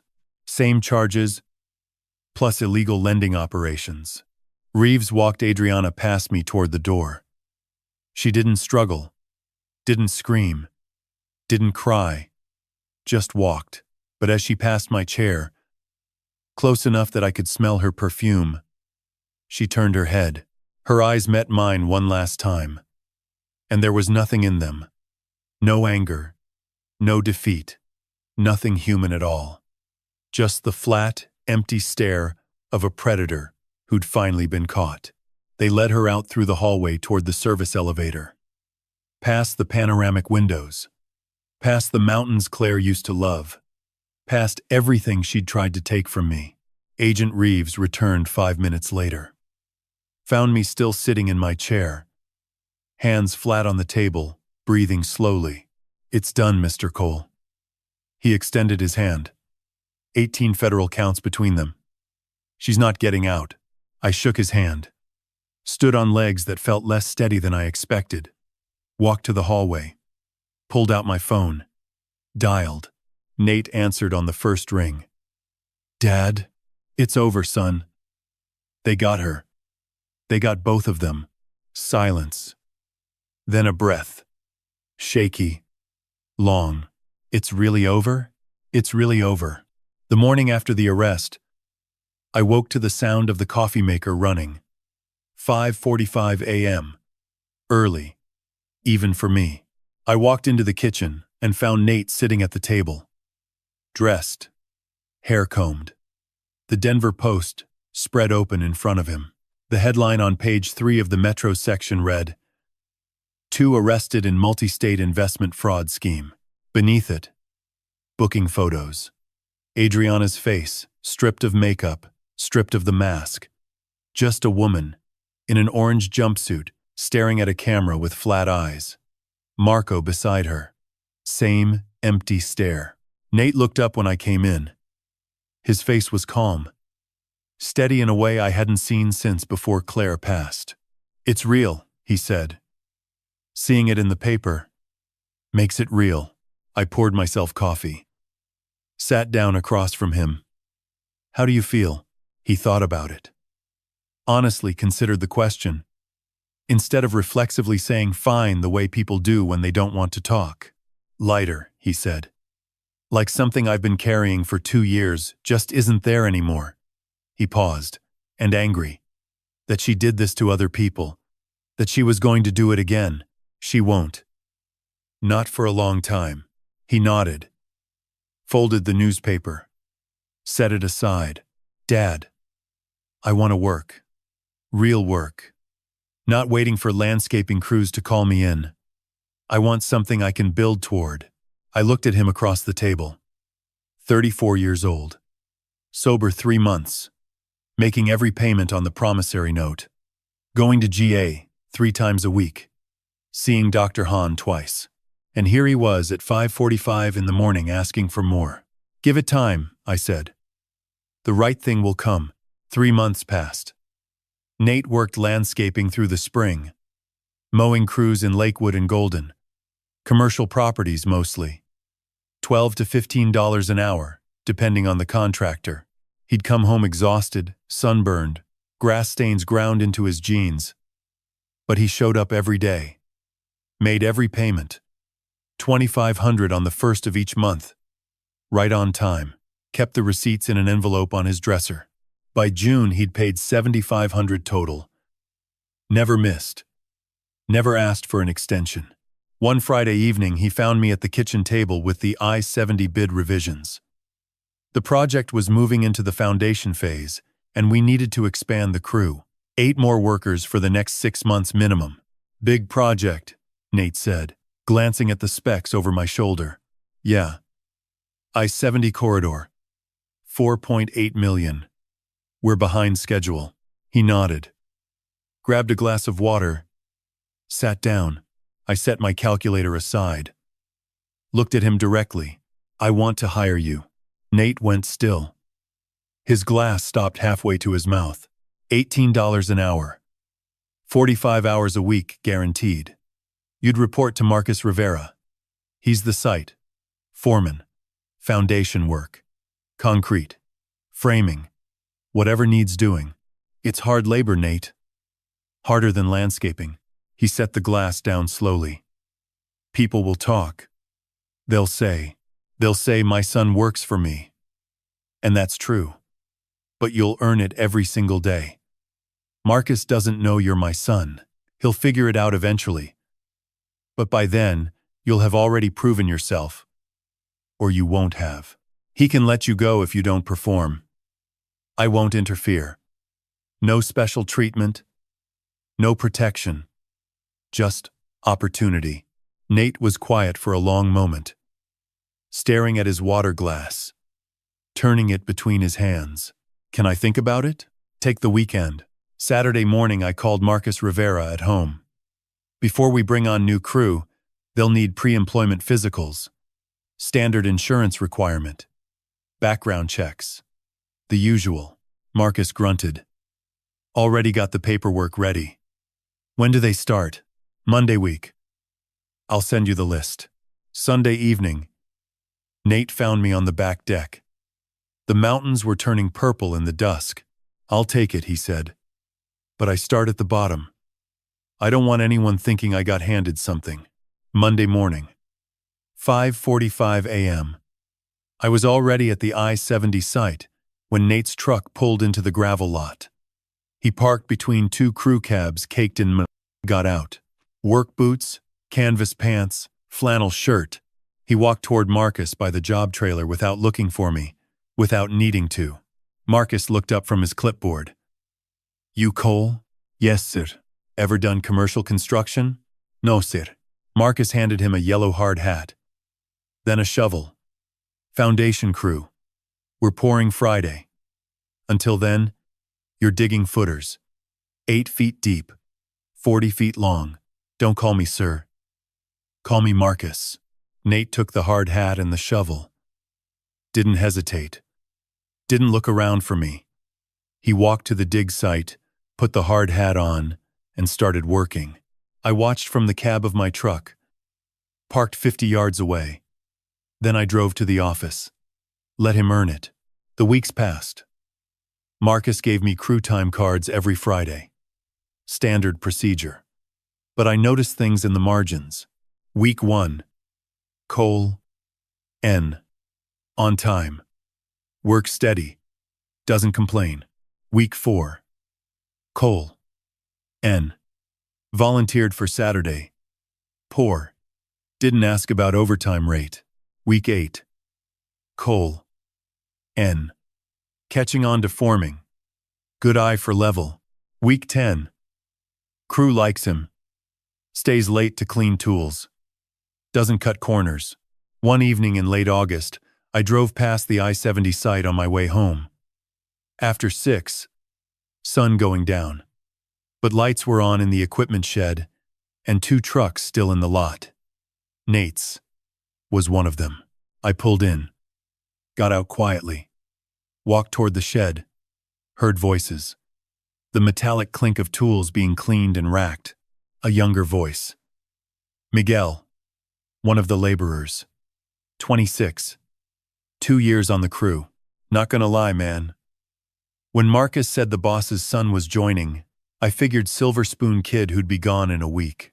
Nate's laugh. Low. Easy. Genuine.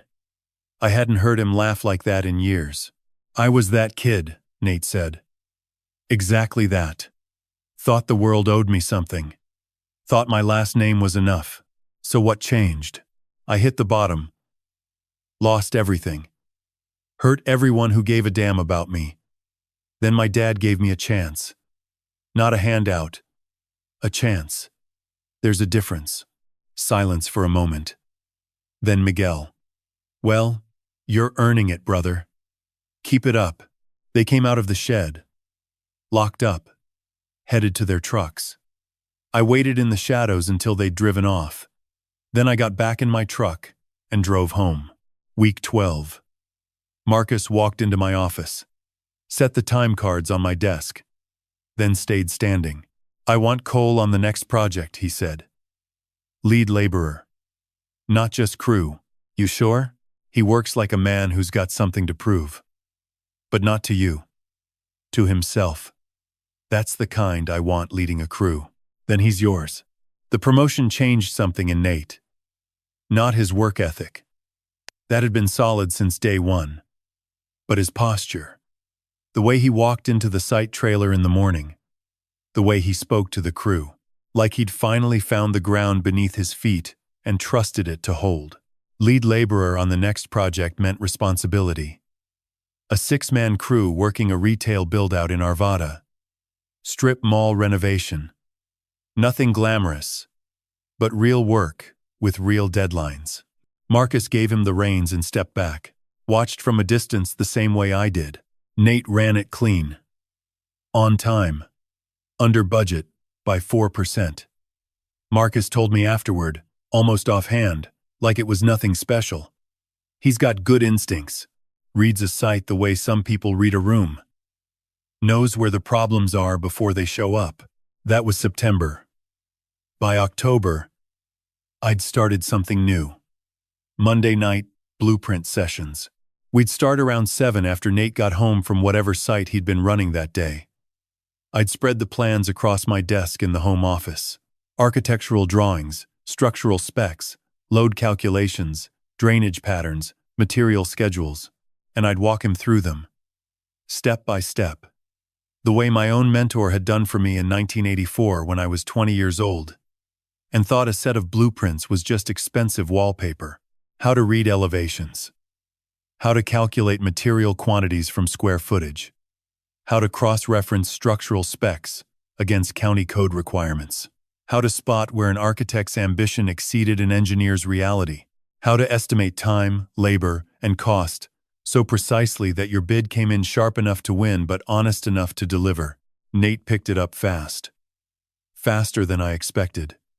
He had an eye for detail I hadn't seen in him before. A patience with numbers that surprised me. He'd sit there for an hour tracing a mechanical plan with his finger, asking questions I hadn't thought to answer until he asked them. By the 6th week, I handed him a real project. Not a practice exercise, a live bid. $6 million office renovation in the Denver Tech Center. Medical office building. 4 floors. Full mechanical retrofit. New HVAC, electrical, plumbing. Tight timeline. 16 months. The developer wanted bids by December 15th. Estimate it, I said. Materials, labor, timeline. Subcontractor quotes. Show me what you've learned. He worked on it for 2 weeks. Stayed up late. Filled 3 notebooks with calculations. Called subcontractors for quotes. Drove out to the site twice on weekends to measure things the blueprints didn't capture. I saw the light on in his room at midnight more than once. The scratch of pencil on paper through his closed door. When he finally handed me the completed estimate, I went through it line by line. Took me 4 hours. His numbers were tight. Conservative, where they needed to be. Aggressive, where we had room. His timeline was realistic. His subcontractor selections were solid, and on page 14, he'd flagged something I'd missed. The HVAC ducting spec called for 12-inch return air ducts on floors 3 and 4. But the ceiling cavity shown in the architectural plans was only 10.5 inches. The mechanical engineer had drawn ducts that physically wouldn't fit in the space the architect had designed. If we'd bid it as drawn, we'd have discovered the conflict during installation. Change orders. Delays. Approximately $40,000 in rework and additional materials. Nate had caught it during his second site visit. Measured the ceiling cavities himself with a tape measure and a flashlight. I set the estimate down. Looked across the desk at my son. "You just saved us $40,000, I said. And probably saved us from losing the project entirely. If we'd hit that conflict mid-build, the developer would have blamed us, not the engineer." Nate looked at me, uncertain, like he wasn't sure he was allowed to feel proud of himself yet. "Really? We're submitting your estimate. If we win this bid, it's because of what you built here." We won. 2 weeks later, the developer called. $6 million. 16-month timeline. Groundbreaking in February. That night, we sat on the back deck. The mountains were invisible in the dark, but you could feel them out there. Massive and patient, the way they always were. Nate had a beer. His first in months. Just one. I had the same. "I didn't do this for a promotion," he said quietly, staring out at the darkness. "Or a title. Or money. I did it because it's right. Because it's what you and Mom built this company on. Doing things right the first time. Catching the problems before they become disasters." I looked at him and realized he was ready. Not just for the next project. For everything. "Can I tell you something?" he said after a while. "Always. There's someone on the Morrison crew. A structural engineer named Elena Ruiz. She was consulting on the Arvada build-out. We had coffee a few times. Talked about load calculations and anchor bolts." He laughed softly. "Not exactly romantic, but she's real. Smart. Doesn't put up with nonsense." I smiled. First real smile I'd felt in months. "Sounds like your mother." Nate nodded slowly. "Yeah, she kind of does." We sat in comfortable silence for a while. The kind that doesn't need filling. Then Nate turned to me. "Dad, the Thompson Creek Bridge. The one Mom was trying to get built before she got sick. Are we going to bid on it?" I set my beer on the railing. Looked at him in the dim light from the kitchen window. His face was steady, clear-eyed, determined in a way that had nothing to do with proving himself and everything to do with purpose. The county had reopened the RFP 6 months ago. The bridge that had been destroyed in the 2013 floods, cutting off a rural community in western Colorado from the nearest hospital, school, and grocery store. Claire had spent the last healthy year of her life attending county commissioner meetings, writing letters, making calls, building the case that those 400 people deserved better than a 40-mile detour on dirt roads every time they needed medicine or milk. She'd died before the funding came through. The project had sat dormant for years. Now it was back. $8 million. 14-month build. The biggest project Cole Engineering had ever attempted. "I've been waiting," I said, "for someone to build it with me." Nate held my gaze. Nodded once. Slow. Certain. "Then let's build Mom's bridge." January 10th, 9 a.m. The Byron White Federal Courthouse sat on Stout Street in downtown Denver, a block of pale stone and glass, rising 8 stories against a winter sky heavy with clouds. Snow had been falling since dawn, thin, steady flakes that settled on the courthouse steps like dust on a construction site. 4th floor. Courtroom 3. Larger than I expected. High ceilings. Wood paneling. The American flag. Beside the Colorado flag, behind the judge's bench. Fluorescent light. washing everything in flat, institutional brightness. No warmth, no mercy, just law. Adriana sat at the defense table in a gray suit. Her hair was different. Shorter. No chignon. Public defender beside her. Young, overworked, shuffling papers. Marco sat at a separate table 20 feet away. His own attorney. Neither of them looked at the other. Whatever partnership they'd had, it was severed now. Two predators in separate cages, each looking for a way out alone. Nate and I sat in the second row. Directly behind Diane Mercer and the Assistant United States Attorney, a woman named Carla Briggs, mid-40s, gray suit. No notes for her opening statement. She didn't need them, ladies and gentlemen.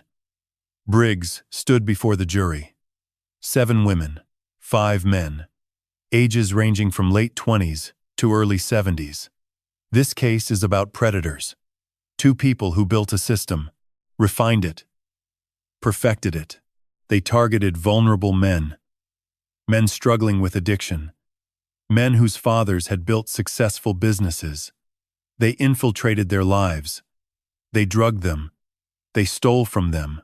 They destroyed families. And when they were finished, they moved on to the next victim. She paused. Let it settle. The evidence is overwhelming. Bank records, medical records, wire recordings, testimony from 3 separate victims across 3 states, a forged will, a fraudulent investment fund, $23,000 in cash found in a hotel room, fake identification documents, and a handwritten playbook describing exactly how to execute this scheme. She looked at the jury.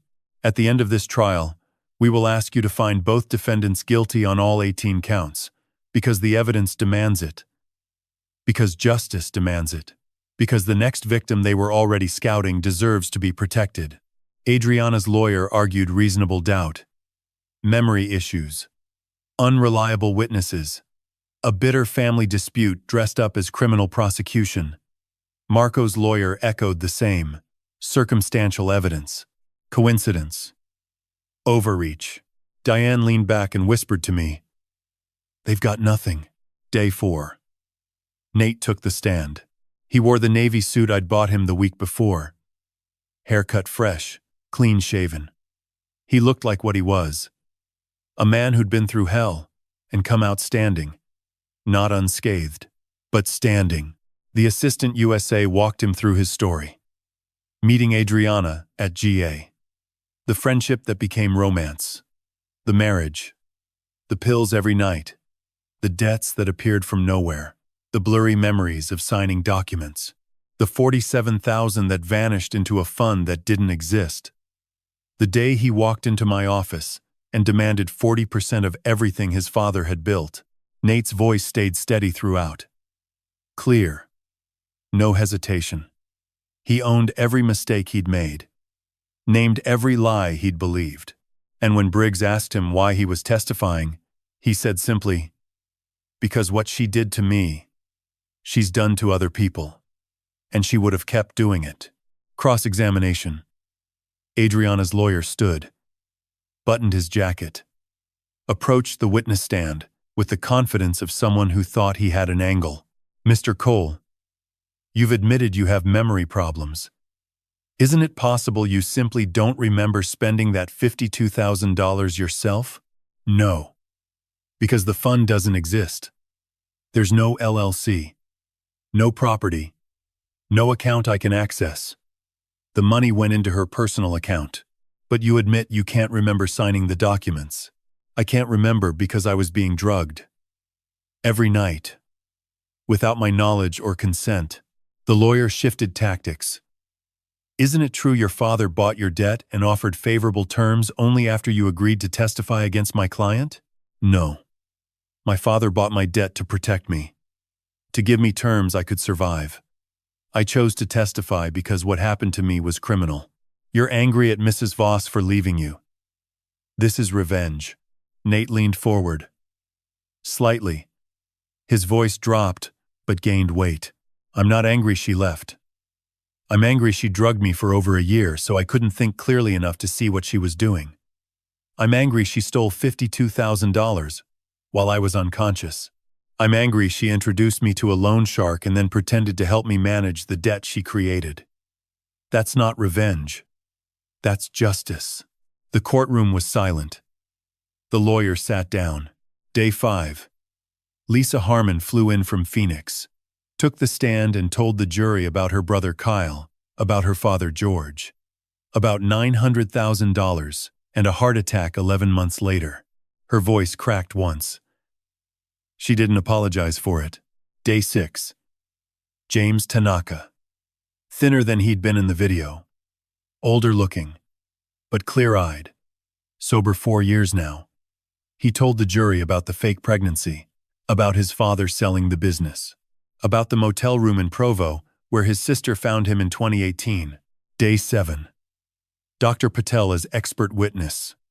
Explained benzodiazepines. Anterograde amnesia. How long-term administration at the levels found in Nate's blood work would render a person incapable of informed consent, incapable of forming memories, incapable of understanding what they were signing. Day 8. The wire recording. Played through courtroom speakers. Adriana's voice.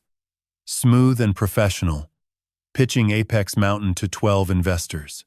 Warren's questions about deeds and escrow. Her evasive answers. Then the sound of doors opening. Reeves's voice. Federal agents. The jury heard everything. Closing arguments on day 9. Briggs stood again. Same, calm, authority. You've heard the evidence. 3 states. 3 families destroyed. 1 victim drugged nightly for over a year. 52,000 stolen. A forged will. A fraudulent investment scheme targeting 12 more victims. This isn't a misunderstanding. This isn't a family dispute. This is organized crime. Find them guilty. The jury deliberated for 4 hours. At 3:45 p.m., the bailiff called us back. The courtroom filled. Nate beside me, his leg bouncing slightly. I put my hand on his shoulder. The same shoulder I'd held in my office the day she walked out. The 4-person stood. A woman in her 50s. Reading glasses. Steady hands. On count 1. Wire fraud. We find the defendant, Adriana Marchetti, guilty. Nate exhaled. Slow. Controlled. Count 2. Investment fraud. Guilty. Count 3. Conspiracy. Guilty. Count 4 through 7. Theft by deception. Guilty. Count 8. Illegal administration of a controlled substance. Guilty. Count 9 through 12. Identity fraud. Guilty. Counts 13 through 18. Racketeering, forgery, attempted extortion, elder financial abuse. Guilty. Guilty. Guilty. Marco Vasallo. All 5 counts. Guilty. Adriana's face didn't change. Stone from start to finish. 2 weeks later. Sentencing. Judge Hernandez looked over her glasses at Adriana. You targeted vulnerable people. You drugged them. You stole from them. You destroyed families and moved on without a backward glance. The court has reviewed victim impact statements from 3 states and finds the pattern egregious and calculated. She set her glasses down. Adriana Marchetti. I sentence you to 18 years in the Federal Bureau of Prisons. Marco Vasallo, 14 years. They led her out in handcuffs. She didn't look back. Not at Nate. Not at me. Not at anyone. Outside the courthouse, snow was falling thick. Nate and I stood on the steps. Breath-making clouds in the cold January air. The city was white. Clean. Like something had been washed away. What now? Nate asked. I looked at him. My son. 36 years old. Sober for 2 years. Standing on his own 2 feet in the cold Colorado air. Now we build a bridge. March 2023. 14 months after the trial. Nate and I stood on the west bank of Thompson Creek, looking at the gap where a bridge should have been. The old span had washed out in the 2013 floods. 10 years gone. 120 feet of empty air above fast-moving water. On the far side, 400 people had been driving a 40-mile detour on dirt roads for a decade. Every hospital visit, every grocery run, every school morning. Claire had spent the last healthy year of her life fighting for this bridge. County commissioner meetings, letters to the state, DOT, phone calls that went nowhere. She'd built the case the way she built everything. Carefully, stubbornly, with the quiet certainty that doing the right thing would eventually matter. She died before the funding came through. But it came. $8 million. 14-month build. The largest project Cole Engineering had ever taken on, and Nate was the project manager. Mom would have loved this, he said, looking across the gap.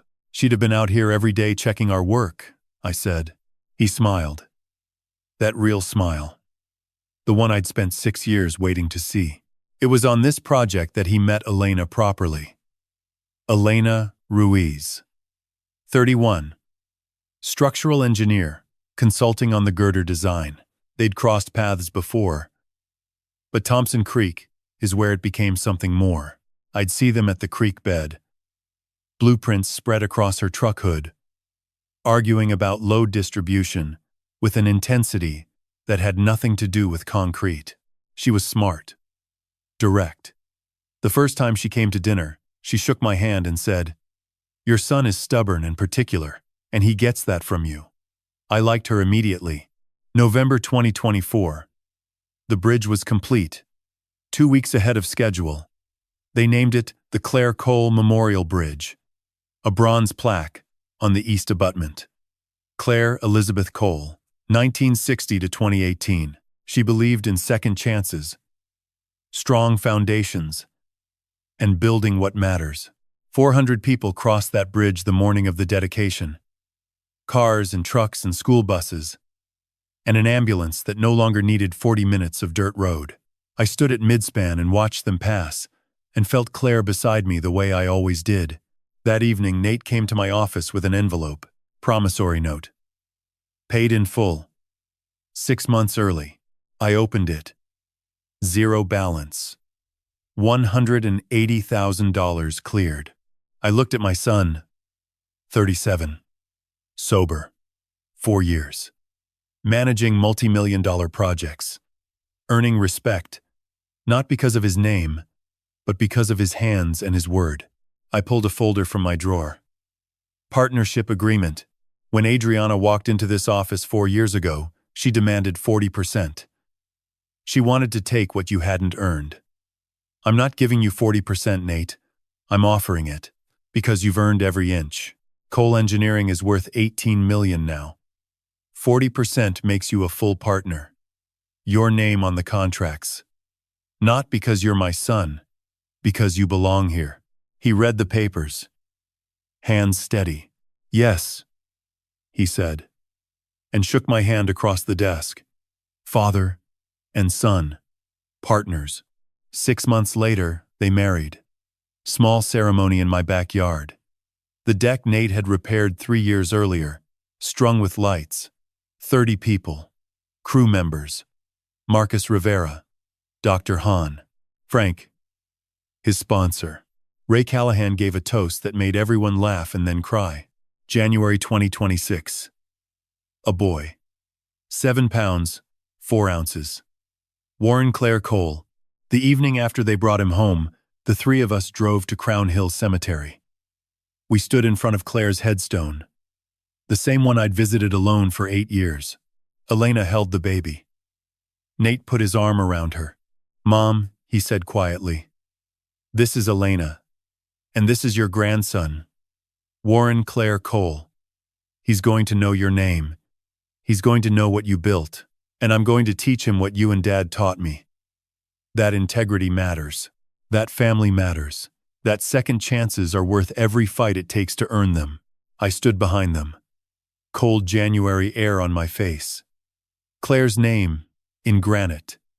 Her grandson in a blanket. Her bridge in the mountains. Her company thriving under her son's hands. I kept my promise, I whispered. I brought him home. That night, after they drove away, I stood in my kitchen. Same table. Same window facing the mountains. I poured 2 fingers of Bullite bourbon, the same glass I'd poured the night Nate first came back demanding 40%, the one I couldn't drink. This time I raised it toward the window where the peaks caught the last purple light. We did it, Claire. Together. I took a sip, and I smiled. Looking back, the mistakes I made weren't just about money. They were about letting pride, silence, love. For 6 years, I believed cutting Nate off was protecting him. In some ways, it was. In others, I was wrong. If you're facing something similar, don't wait as long as I did. Don't let anger harden into walls that seem impossible to tear down. This wasn't about revenge. It was about protection.